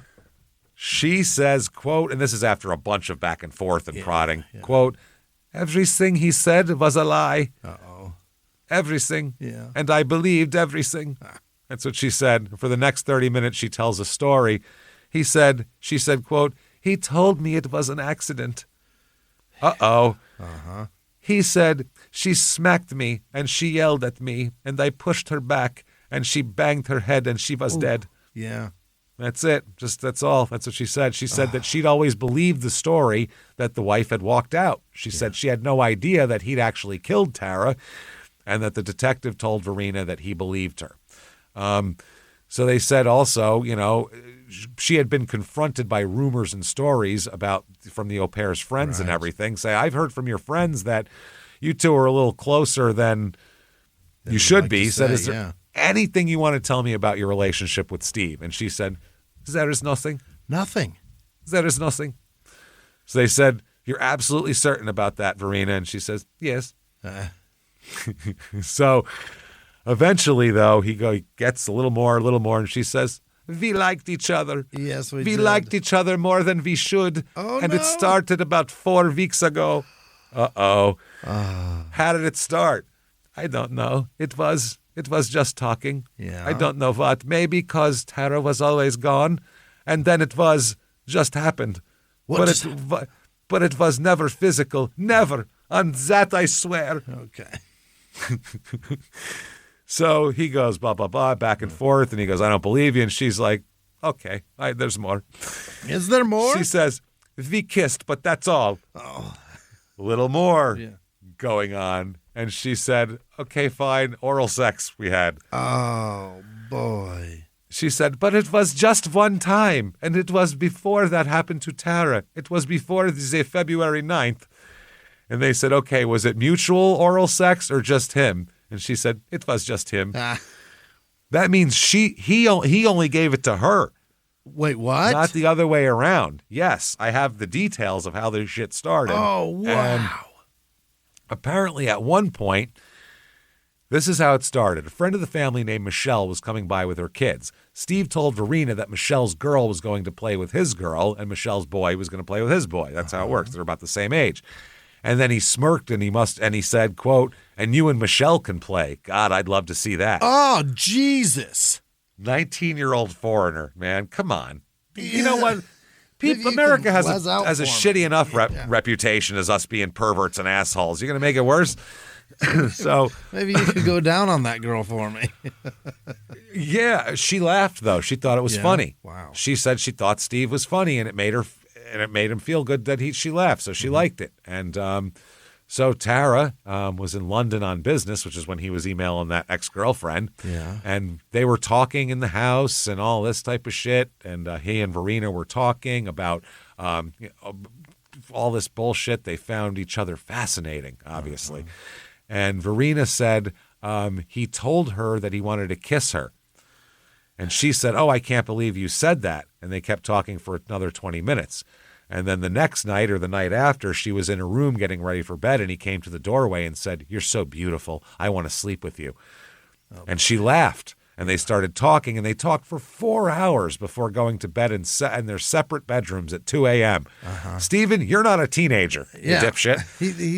He really still thinks he's in college. He really does. It's the only game he has. It's the same. That's some shit that would have worked with 19-year-olds. He's like, hey, my audience, this is my crowd. I sat here for 4 hours. I earned a blowjob. Yeah, this is like a comic who finds a dumb crowd that'll laugh at their shit jokes, and they're like, oh, they're idiots. They love this. Years. I can just tell them shit they've already heard 5 times from other people. Then one day she was on the computer typing an email to her brother when she heard Stephen behind her say, quote, I'm going to take a shower. Want to join me? Oh, Jesus. And so she was getting more and more intrigued. She said no at the time, but then another night after she went to bed, he texted her from another room in the house and said, quote, I want to have sex with you, which I'm tired of beating around the bush. I tried. Maybe you're German, you don't get nuance. I don't know what it is. You Germans, I hear you're real straightforward. So tell you what, see this thing I got? I want to stick it inside you. Any hole, I don't care. You understand what being in the shower with me means? Here's what it is. I want to have sex with you. I want to have sex with you. She typed no. Yeah. Okay, that was that. Then on February 7th, after she went into her room for the night, he stuck his head in and said, good night, I love you. Oh. Then he came out in and sat down on her bed. He said, I won't repeat those 3 little words again, but I am falling in love with you. So they hugged and cuddled for a few minutes. Wow. Then Stephen stood up, took her by the hand, pulled her up to her feet, led her to his room where he leaned her back on the bed, pulled down her underwear, and gave her oral sex. Wow. Fucking went down on her. So, and he didn't even want anything else. He said, that's all I wanted to do. Yeah, that's it. Just doing that for you. I'm good. Okay. That's for you. Now you know I love you. Go to bed. There you go. Go to bed. Now I'm up for a real good fucking coming soon here. I'm setting a trap. So I'm going to tug like crazy in here about this.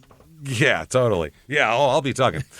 I'll be tugging. So about 11:30 on the night of the 9th is when Verena pulled her car into the driveway. She walked in the side door, and she heard someone coming down the stairs. And she was like, oh, what's going on? And it's Steven, and he says, what the fuck are you still doing here? Go, just go, he yells.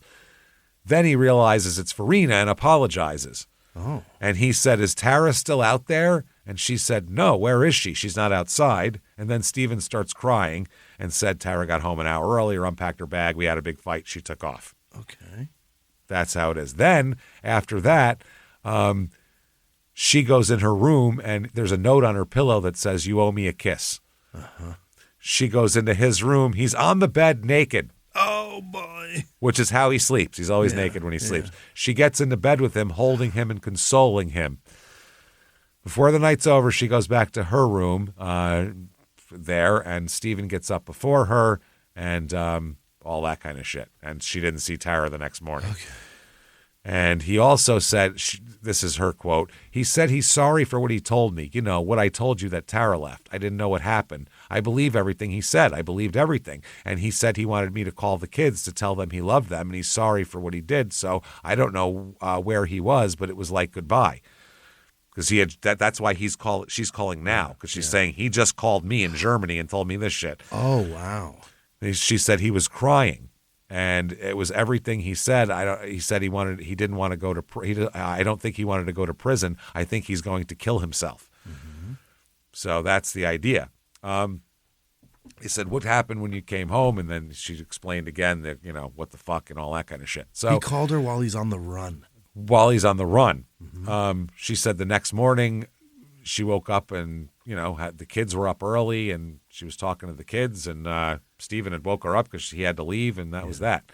Then they said, has he done anything out of the ordinary? And she said, well, he did it. He confessed. He told me this morning that it was an accident. He said it was an accident. He said she smacked me and yelled at me and I pushed her back and banged her head and she was dead.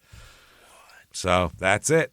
So they're looking for Steven. Yeah. They have some pretty good clues. They have information pinging off cell towers left and fucking right. Yeah. They know he's headed north. And Verena knows the area code he called from, and that is in northwestern Michigan. So they know they know the vicinity of where he's headed, and it's north. Yeah.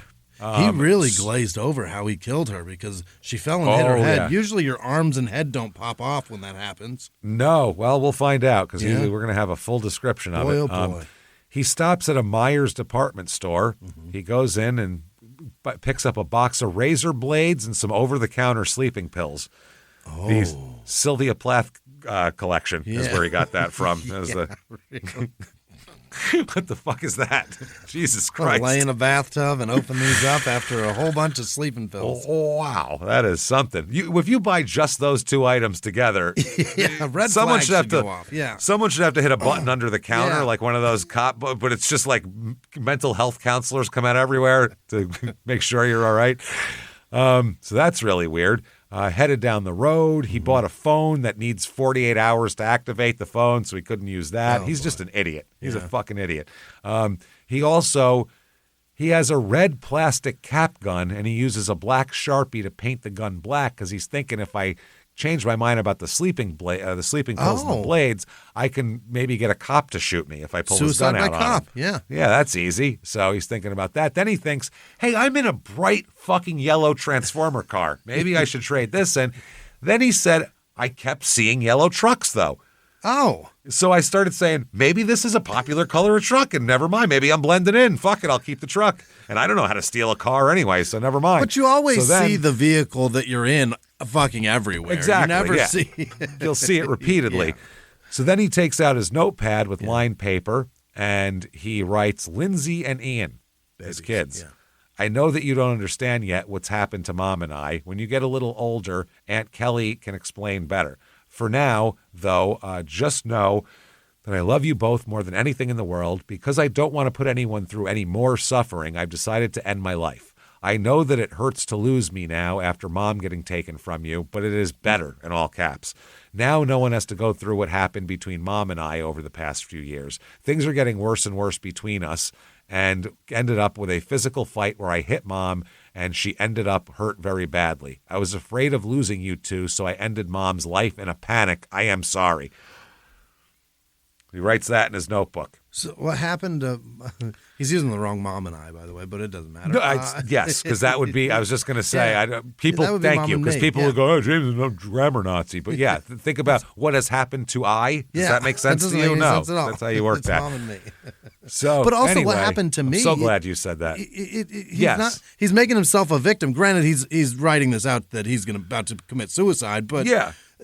You're not a victim, dude. No, not even a little bit. No. So he crumples the page up and doesn't like what he wrote, so he tosses it in the front floorboard of the Dodge. Maybe it was the Mom and me thing.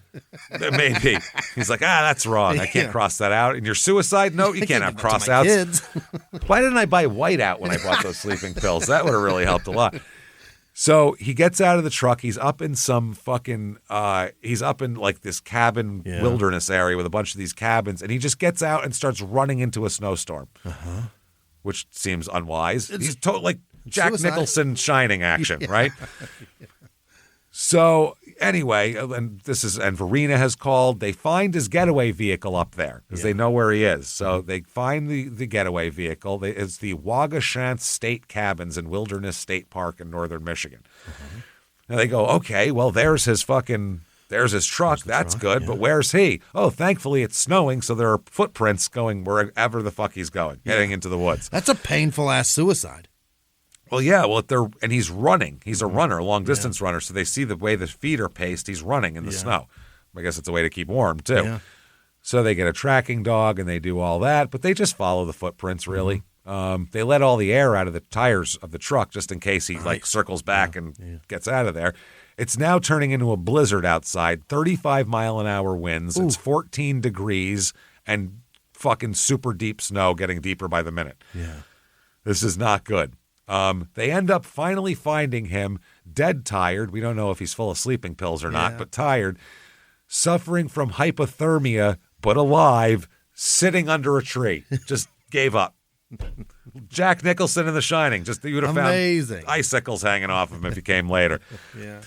So the Kozlowski said, I personally think he was going to end his life, but when it really came down to it, he lacked the courage to do it. He couldn't do it. No, he couldn't limp either, even on his frostbitten feet, so they had to carry him pretty much. Wow. They got him out of the woods, put him on a sled, and had to tow him by snowmobile to the edge of the lake. This is a hilarious sight. Where a helicopter picked him up, a Coast Guard helicopter, picked him up and dangled him around in fucking 35-mile-an-hour winds as they brought him up. That must have been hilarious. After being on the back of a snowmobile sled, they plucked him out of the woods. Oh, man. Now, Grant is talking to these guys, talking about what might happen to him back at the county jail in Macomb. And the one cop said, dude, if you did what we think you did, you're going to have superstar status, is what he said. Oh. Don't worry about it. You'll be fine. People will be more curious. So they get him back to, the hospital room and all this. And they said, Steve, do you want anything from Wendy's? We're all hungry. We're going to Wendy's. And he said, sure, a single cheeseburger and a medium Frosty. What a pussy. Really? The cop said, quote, dude, where you're going, this might be your last chance for fast food. You might want to think about a value meal. Think about the whole order. He said, even if you get second degree, you're going to be gone a long time. Get the large, Frosty. Up for the large fry, too. Shit, get some hot nugs. Come on. Come on. Yeah, those spicy nugs are fucking They're good. Not bad, yeah. So it's at this point, by the way, that his lawyer quits. Really? I'm not your lawyer anymore. Yeah. I give up. Yeah, he quit. He's like, oh, I'm fucked now. I was defending an innocent guy. So Kozlowski races up there to talk to him, okay? And they are going to talk right away. He says, you do understand that you are, in fact, under arrest right now. For sure, yeah. He said, I kind of figured that, yeah. It's for the murder of your wife, Tara. And he said, yeah, I got you. So they bullshit back and forth. They talk about what happened. We started a fight in the master bedroom. I accused her of not spending enough time at home. And so in the middle of unpacking, she goes downstairs for something, comes back up, stands in the bedroom doorway, and she tells him that she's thinking of leaving on Sunday, going back to Puerto Rico.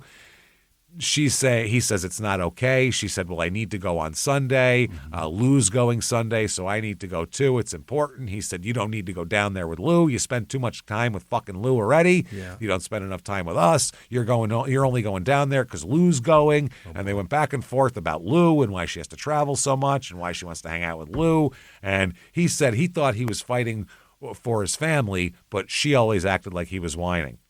Oh. Finally, she said, fuck off. I've got to do what I have to do in my job, and it's none of your business. So he said, are you fucking him? And she said, fuck off, and slapped him. Yeah. So Steven said he hit her back and hit her in the side of the neck. And he said he can't remember if it was an open hand or a fist, but it was hard enough that she fell back and banged her head against the floor in front of the bedroom TV. Mm-hmm. He said, then she screamed, that's it. I'm going to take the kids. You're going to be fucking homeless. You're a piece of shit. Yeah. And he said, you hit me first. And she said, it doesn't matter. I'm calling the police. I'm going to ruin your life. Your life is over. She's yelling that if a man hits a woman, he's going to jail. And then she gets the kids in the house and everything. So screw you. You'll never see your kids again. She's saying all this stuff. And she's just berating him and berating him and berating him. It's a much stranger Michael Bolton song, but yeah. Yeah, when a man strangles a woman. Yeah. Yeah. So he says she thinks she's sitting. He falls to his knees and thinking she's going to shut the fuck up, he said. He's going to shut her up. He locks his hands around her neck and starts choking her. She doesn't really fight back, and he thinks, oh, shit, I'm going to go to prison for choking her. She's going to tell the cops I choked her. I mean, if she didn't like getting smacked, she's sure not going to like getting choked. She's going to hate this part. So he has to keep choking her, keeping her from talking. So he grabs her hands. She grabs his hands, scratching the back of one of them. He knows he can't stop. He's got to choke her till he stops moving. He said, I just kept squeezing, and wouldn't let go.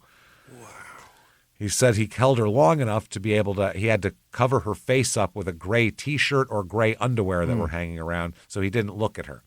He didn't want to look at her. So she said her body relaxes. He lets go and walks downstairs and starts crying. He grabs his phone and texts Verena not to come home. She's out with friends at a bar and restaurant in Royal Oak, which we will be in May 30th, by the way, if you want tickets for that. They'd been texting back and forth all day and, whatever. So he goes back upstairs to move her. He wants to get it out of the bedroom, obviously, her body. He's texting Verena also while this is all going on. Holy shit. By the way, he's naked, by the way, at this point, because he was ready for sleep. He sleeps naked. Which is weird for if you have like a 19-year-old in the house that isn't part of your shit. So what he did is he wraps a belt around her neck and cinches it tight and tugs on the belt and leans back awkwardly, hoisting her body up so only her feet drag as he pulls. His elbows are high and bent outward, and she's thumping down the steps. He then drags her out the side door into the garage, races back upstairs to check on the kids, make sure they're sleeping and that they haven't been awakened by the screaming or the thumping. They both have their eyes closed. They're lying there motionless. So he goes, okay, they're asleep. He goes back down the hall, gets a piece of paper, writes a note, you owe me a kiss, puts it on Verena's pillow. Heads back to the garage. Drags Tara over to her white Isuzu Trooper. Barely enough room here between the car and the garage door to do this, but apparently, I guess he's trying to do it. He yanks her up off the ground, straining to get her high enough to wrestle her into the back of the trooper, but the belt snaps in half and her body falls. Oh, Lord. Her head slams into the concrete. He said it was the most disgusting, it sounded like dropping a watermelon on cement. There was no movement. There was no nothing. I knew then that I had killed her. I didn't know what to do. You were going to put an alive person in your trunk? Yeah. Would you drug an alive person? Was it Billy with a Bats? Belt? Yeah. Yeah. The only thing I could think to do was hide her. So he gets her into the trooper, gets her on her side, one leg pulled up. Verena's coming home soon. If she pulls her car into the garage, Tara's got a silver blouse on. The garage door opens with headlights on you while you're standing there naked with your wife's corpse in the back of her Isuzu Trooper. Wearing a shirt like a disco ball. It's going to get some attention. Unbelievable. Yeah. So he doesn't know what to do, so he looks around the garage. He'd taken the liner out of his black 2006 Jeep Commander to wash it, and it's sitting there on the side on top of a storage bin. He grabs it, wedges it on top of her body, and closes the door. Good Lord. He said, okay, it's hidden for now. Turns off the light, goes inside. Just then he hears the click of the garage door system, and it is Verena. Yeah. That's when he says, oh, I have a plan. He says, what the fuck are you doing here? Why don't you just go? Pretending he thinks it's Tara. Yeah. That would mean he thinks she's alive at that point. Right. He said, I was thinking as fast as I could. My brain was going a mile a minute. I kept thinking, we've got a body in the garage. I don't know who the fuck we is in this one. You have a body in the garage, sir.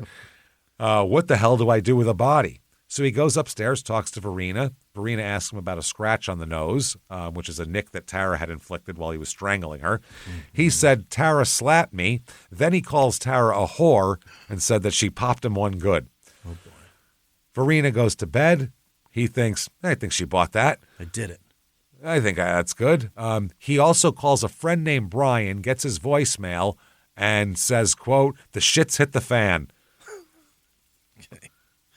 He then goes to sleep, wakes up the next day. He said he'll get up in the morning and go hide the body. Okay, that's what he's going to do. He's going to get up late Saturday night while everyone's away, but it's really cold. He didn't know what to do. He had to figure something out. Hide the body, hide parts of it. What do we do here? So he loads up a big green Rubbermaid storage bin and some garbage bags and a big sheet of plastic. That's the boys' clothes one here. Steve thinks about buying more plastic tarps, but he's worried someone's going to see him buying big sheets of plastic. Which that doesn't look good. Yeah, about to be Dexter. He then gets her. He said he needs to get her smaller. Is the problem? She's too big. Then so smaller than she is, with a leg and an arm jutting out in opposite directions. So he loads up his big bow saw too and drives to his father's shop. Bow saw. Puts down a tarp, puts shit on the floor, all this stuff. He spreads out the tarp, gets Tara out of the back, and her body's frozen from rigor and the cold because it's been sitting in a cold garage. One arm jutting out one way, one leg the other way. And this guy's saying, what do you want from me? Impossible to get a good balanced grip. He doesn't know what to do. He's slipping. Finally gets her out of the truck, pulls her down on the tarp. Grabs some pieces of steel, weighs down the corners of the tarp. Now he's like, what am I going to cut with? So he gets the bow saw and starts cutting her wrist. God damn. It's a small thing. Let's try to see how it works. It doesn't work well. She's so hard, it's like trying to saw through steel, he says. The bow saw is good for saplings, but not for human arms, apparently, he said. So it's big teeth. He panicked. Oh, yeah. He washes his hands, goes to the trooper, pulls out a pint of booze he'd brought from home, and starts drinking. Okay, so now he's like, all right, I have to make all of her stuff disappear and her body. I'm going to say she went back to Puerto Rico. So he gets her briefcase and gets all the papers inside, including documents, business cards, puts it all through the shop shredder, and pours the pieces into a large paper bag. He's like, okay, now I can do this. Goes back to the body, takes her laptop over to the bandsaw in the shop and cuts it into pieces. The disk drive, something shatters into a million pieces that hurl themselves around the shop, and now he's like, fuck, now I got to clean that up. Also, a silver piece of steel pokes him in the finger. He pulls it out with a tweezer, and he's bleeding. He's like, fuck, now there's blood here. Now I'm really fucked. I'm making this worse. So he takes all the shredded shit and takes it out to the cardboard box. He needs a better tool. He's looking for a hacksaw, something small but tough and sharp. He sees the bandsaw and says, fuck, that would be fine, but he can't use the bandsaw. It's going to be too much of a mess. Yeah, that'll be ugly. So he'd seen a bandsaw flinging wood chips and metal chips all around, and he doesn't want that to happen. So he's like, okay. He said, I remember my dad making a make-do hacksaw out of pieces of a broken bandsaw. The bandsaw blades are carbon steel, with 10 teeth per inch, perfect cutting tools. So he takes an old used saw blade, breaks it in two, snaps off another piece, wraps the end in a blue towel to give him a grip, and starts sawing. He just the blade. Just the blade. Like he's in prison with a shank. Good Christ. Yep. This is fucking insane. He cuts off one of her hands. Oh, Jesus. It works pretty easily. Starts hacking on the other wrist, but the saw blade's already getting dull. Yeah. So he grabs a new blade and breaks that into pieces, and it works a lot better. After both hands are cut off, he takes off her forearms, then moves up to her shoulders, laying the body parts down on the tarp as he works. He's not whole arm. The arm is in fucking multiple pieces. Wow. He says the lack of blood surprises him and makes it easier to do. But he still throws up and drinks whiskey and throws up again. He says, look, if you don't do this, you're going to prison for the rest of your life. Had a real stern talk with himself. Yeah, he did. Had a talking to. He can't get her pants off, so he rips the pant leg up to the waistband and starts in on her legs. The cloth keeps getting caught in the teeth of the blade. Right. So now he has a collection of body parts on the tarp. He puts one of them into the plastic bins that he's brought from home, but they're the cheap ones, too thin for this. So he looks around the shop and finds some industrial bags with much thicker ply, puts several parts into them, and stuffs them into the big Rubbermaid bin marked girls' clothes. Holy shit. All that's left on the tarp now is her torso. And there's a lot of blood that's congealed in the torso, like thick syrup, he thinks. And he throws newspapers on the blood and wraps the torso in blood in the papers and tarp and fits them into the Rubbermaid on top of the other stuff. Wow. He says he did a good job, he thinks. I think I did good. He said, then it'll be really, this is genius. I'll call Tara's cell phone saying, pick up your phone. It's fucked up. You won't call me. Yeah. That'll be cool. I can do that, right? That seems normal. This is his fucking plan. So then it gets worse. Yeah. Okay. It gets worse. I'm going to read all that he did from there. Okay. So he's got his wife cut into many, many, many pieces at this point. And now he doesn't know what to do with them is the problem. So he drives back to the house with her in there, puts her in the back of the SUV, has a nice Sunday afternoon with the kids and Verena. He said, I tried to make things as normal as possible for everybody. I even continuously flirted with Verena because I thought it was the only way I would get through this. Jesus. Then that Sunday night, 3 a.m., he loads up a kid's plastic red sled in the Isuzu and drives off looking for a place to dump the parts. He ends up at Stony Creek Park. Yeah. He couldn't help but give himself away by really talking about that park constantly. Near some big overhead power lines. He dumped all the parts onto the kid's sled. Yeah. He pulled Tara through the snow to the open fields, and this is a quote from him. Quote, as soon as I started going, it was like Keystone Cops. The sled took off, and now I'm chasing after this sled that has my wife's cut-up body parts on it down a hill. Oh, Jesus. Now, if this was in a fucking Coen Brothers movie, it would be hilarious. Right. But this is insanity, man. This is some Fargo shit. Yeah. This is what would happen in Fargo. This is crazy. And he said, he just took off, and he had to chase it. Chase it down a hill. Finally, it stopped when it fell over and broke. So now all of these pieces are all falling all over the place. Yeah. So Tara's torso, I took it and buried in the snow. Then the pieces I put on the sled and buried that in the snow. But he didn't think it was very good. He said, I'd done a very bad job of hiding anything. It's right there in the open. So the next day, Tuesday at dusk, he returned to the park, retrieved all the body parts wrapped in clear plastic bags, cut them open, and scattered the remains here and there under fallen trees. He said, and I quote, the hands, the feet, Tara's head, everything. All of Tara, you son of a bitch. He just rolled ahead.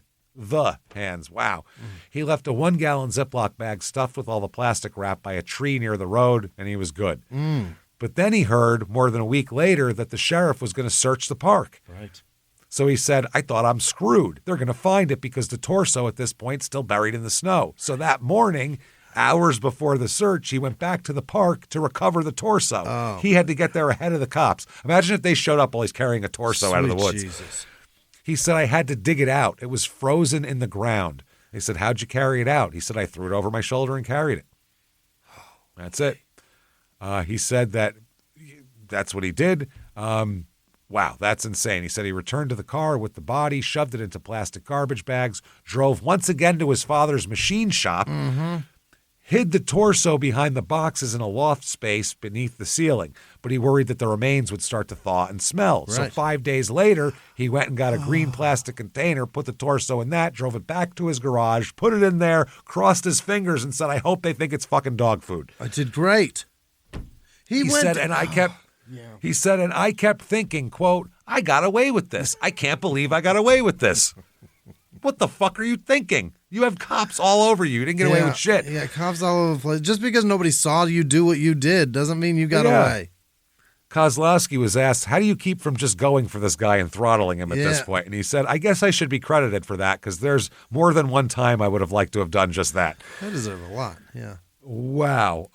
This green tub. Meanwhile, back at the park, search teams are finding this, and they said, we started finding some pretty gruesome discoveries. Yeah. They found out, by the way, he had cut his wife into 14 pieces. They found 11 parts they marked them on this map, but they never found all the parts. Animals had gotten there first. That's fucked up. So in the interrogation room here, so they said, okay, that puts us now. He said, can I ask what I found? Like the pieces, Stephen Grant's in there. He goes, can I ask what you found? Yeah. What pieces you could find? Then he said, maybe I can help. Maybe I can help you find them. So they were talking about what parts to find, and they told Alicia about all this, and she said when she read the transcript of the confession, she said, the devil is what came to mind. It is nothing more than the devil's work. So he's arraigned, and by the way, they gave him this old-timey black and white striped jumpsuit. He's in a wheelchair with literally fuzzy bunny slippers. Amazing. And the sheriff said he got the prisoner's stripes. He selected it personally for maximum humiliation for Steve. Yeah. He wanted to fuck him good. So anyway, the trial comes along. Mm-hmm. Come on, man. What are you doing? The prosecutor said, have you ever wondered what goes through the mind of a man who's just murdered his wife? He said, sex. No. That's what's going through this guy's mind. They have so much evidence. Yeah. They have his confession. They have Verena flies in from Germany. Even though she had said she wasn't going to, she still flies in, tells all about the confession, all about him fucking going down on her. Wow. They play a 4-hour confession tape of him dryly giving that recitation of everything. Closing arguments. The prosecutor said, come on, what do you think, right? No, they did he said it takes about 4 minutes to kill a person by strangling them. Ooh. He said they should be unconscious after 15 seconds. He got the loudest ticking 60 minutes alarm clock he could ever get and put it on the jury box and played it. After 15, tick, tick, tick, tick. After 15 seconds, he said, she's unconscious now. Then let it tick for 3 minutes and 45 seconds and said, she's finally dead. That's how long he had to change his mind. The verdict comes in. This is first or second degree murder now, just like the Brian Walsh guy in Massachusetts that just got done with his wife. Mm-hmm. The jury deliberates for 3 days. Ooh. They find him guilty. Okay, good. Of second degree murder. Is that right? Not even first. They just didn't want to say it was premeditated. There was a split in the jury that said premeditation, they weren't positive about it. Okay. Which is crazy. The prosecutor said, I wanted first degree murder, but what I want more than anything is to make sure that Stephen's off the streets. That's a good answer.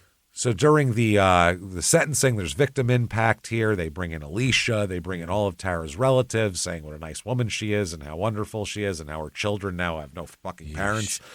The judge says, you, sir, may fuck off 50 to 80 years in prison. That's so long. First parole hearing at 87 years old. First time. The judge exceeded. The judge exceeded the state's sentencing guidelines and handed down this sentence. It was 15. That the defense asked for 15 to 25. He got 50 to 80 plus 6 to 10 for mutilation of the body as well. The district judge later on called his actions demonic, manipulative, barbaric, and dishonest. If that's all not enough for you, he's also a liar. And he lies a lot. The kids have been doing amazing things. The kids are doing well. They were raised by Alicia. Yeah. They're really nice kids that are really into honoring the memory of their mother and also fighting against domestic violence as well. Mm-hmm. Both Lindsay and Ian, they do all sorts of things with domestic violence awareness and everything like that. He appeals a bunch of times, but it does not matter. No. You're fucked, mister. Denied. Keep on keeping on. There's been several books about this. One, A Slaying in the Suburbs, the Tara Grant Murder, by Andrea Billups and Steve Miller. Another one called Limb from Limb. Yeesh. Jesus Christ. written by Detroit News crime reporter George Hunter, who covered it from the beginning. And then the book that I got some of the stuff on, some background anyway, Blood in the Snow. Listen to this title. It's so long. Blood in the Snow, the true story of a stay-home dad, his high-powered wife, and the jealousy that drove him to murder. Limb from limb. Just put the whole book on the cover, why don't you? What do we need to read it for? Stephen is not eligible for parole for a fuck of a long time, and obviously, I don't think Stephen does well in prison. Let's just put it that way, with his bunny slippers and his stupid eyes. So there you go. That is Washington Township, Michigan. It's a goddamn insane story. It's one of the craziest we've ever told. So thank you for listening to that. Very quickly, head over to shutupandgivememurder.com. Get your tickets for live shows. Going to read the cities again very quickly. Sure. Nashville, first up. That's February 21st. Everything else, no dates. Yeah. Durham, Atlanta, Phoenix, Salt Lake City, which is sold out. Denver, Buffalo, Royal Oak, Milwaukee, Minneapolis, Dallas, San Jose, Sacramento, Terrytown, Boston. Get your tickets right now. Shutupandgivememurder.com. They make tremendous holiday gifts. Do. Yeah. Also follow us on social media at Small Town Murder on Instagram, at Small Town Pod on Facebook. Get yourself Patreon, $5 a month or above. You get everything we put out ad-free. You get hundreds of bonus episodes you've never heard immediately upon subscription. New ones every other week. This week, Charles Starkweather Part 2. Yep. Listen to him and his girlfriend argue about who actually did all this shit. And we're going to talk about a crazy Australian cricket guy for Crime and Sports, which is hilarious because we don't know shit about cricket. It's very funny. So check that out. Yeah. Patreon.com/CrimeInSports. And you get a shout out at the end of the show, which is right now. Jimmy, hit me with the names of the best people in the fucking world who keep this show going and would never, ever, ever move our body parts around from place to place until the cops found them. Hit me with them right now. This week's executive producers are Chris Zoha, Melissa Warburton, Gary Howard in Dallas. Peyton Meadows, thank you, Peyton.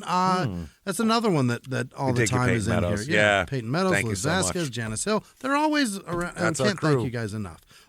Jesse Lambert. Gary, too. Gary Howard. Jesse Lambert is coming to see us in Minneapolis. And terrific. Just found out right now. Merry Christmas. September 19th. Yeah. There we go. Just found out. We just broke the news. Oh, my goodness. There you go, Jesse. You're coming, motherfucker. Happy birthday. Yeah. We ruined we'll see you then. Merry Christmas. We ruined Christmas. I don't know. We'll see you then, motherfucker. Cam Keshwara. Cam, you're the best. Thanks, Cam. Him and his dad, they're good people. Hooter Stumpfuck and Orville Pigdicker. Oh, good excellent. people, James. I don't know if you know. Always good people. Yeah, it's obvious. It's Amanda Berry gave us a bunch of fucking inheritance money. That was very sweet, Amanda. Wow, thank you so much. Very kind of you. I wonder if it's the one that was, I don't think it's that Amanda Berry, right? Probably I don't know. Not. Wasn't that her name from Cleveland? Wasn't that her name? I don't remember. I think it was Amanda Berry. Yeah, I'm hoping nobody else dies. Yeah. Thank you. Other producers. Yeah. Oh, yes. Christ. She's been through a lot this year is the point. Other producers this week. Mama Jojo Tinkler. Obviously. The Tinkler. The Tink. The Tinks. Happy Hour checking in Marrero, Louisiana. He's back home. Steffi with no last name. Levi Wickert. Jessica Solarchik. Neo the Prophet. Demetra C. Caroline Cavalcanti. Rare Jeans. Claudia with no last name. L. Renee Robertson Hansen, Gemma with no last name, Patrick O'Kane. Is that not a fucking hockey player? Oh, I think it's just Kane. Yeah. Kane. It's regular Kane. He's the guy who got accused of a lot of rape, but I think he got away. All right. They let him off. I think it was like he's a largemouth pass. Yeah. Exactly. I don't think they landed him in the boat. Wriggled off the hook is what he did. Yeah. Amos with no last name. The best college football podcast. I don't know which one that is, but it's the best one. Joe with no last name. Brian Woodleaf. Sandra Blackburn. Siv with no last name. Kathleen McCaffrey. Katie Byrne. Nick Manacho. Princess Debbie. Lex Watkins. Susan Coriel. Jenna with no last name. Tyler with no last name. Stephen Taylor. Chris with no last name. Julie Martinez Hayes. Dave Emily, Chris and Storm. Oh, that's his pop. Andrea LJ. Danielle Pepper. Jen Bodecker. Jason Gavin. Lauren Rushing. Ted with no last name. Emily Evans. Courtney Chermak. Pig Snatchers. That's fascinating. Matt Waters. Alicia Sideshow. Allie Wotherspoon. I don't know what that means. Per dia dude. What's a per dia? Per diem? No. Trying to say per diem? Perhaps he thinks that. I don't think he gets one. No. Because he said per I'm diem. sorry. Karen Ruzzi, Kevin Kruger, Becky Smith, Emma Kohler, John Geddes, like Ann. Ron with no last name. Casey Marshall, Jake B, Chase Ziegler, Danielle Husband, Pickles McGraw, Jacob Morin, Pickles McGraw. I'm just going to move along. And we move along. Yeah. Like that's somebody's real name. JD Sounds with like no a last dog name. name. Travis Finn, Ash P, Logan Kramer, Jesse Reinbeck, BGM, Deidre with no last name. Rachel, no last name. Christine with no last name. Lisa Lou, Lissy Lou, Keila, Lewis, Kim with no last name, Bocephus Ray. That's fascinating. We'll talk about it later. Tim Smart, it doesn't matter. Adam Harms, Dennis with no last name, David Boutel, Nicole Raffle, she's a raffler.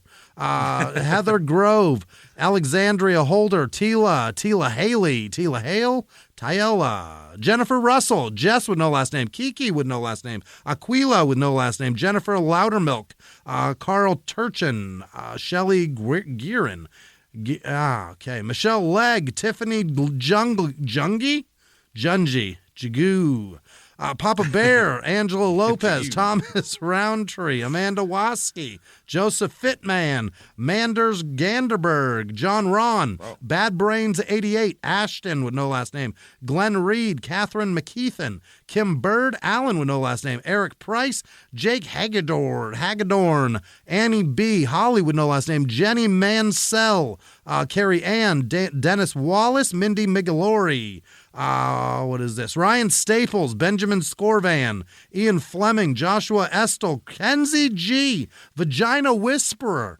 Sasha Connors, Johnny Loves Tammy. And the guy who wrote James Bond. They've both given us money this time. That's great. Wilma Dickfit, probably not. Eden Ray, Kathleen Edinger, and everybody that's seen a live show this year because you support this show as well. And every patron, thank you all so much. Thank you so much, everybody, for all that you do for us. You wonderful, fantastic bastards. We can't tell you how much we appreciate it. Keep coming back and seeing us. Head over to shutupandgivememurder.com for your tickets and follow us on social media. Drop-down menus take you where you want to go. So keep coming back. Keep seeing us. Tell your friends. And until next week, everybody, it's been our pleasure. Bye.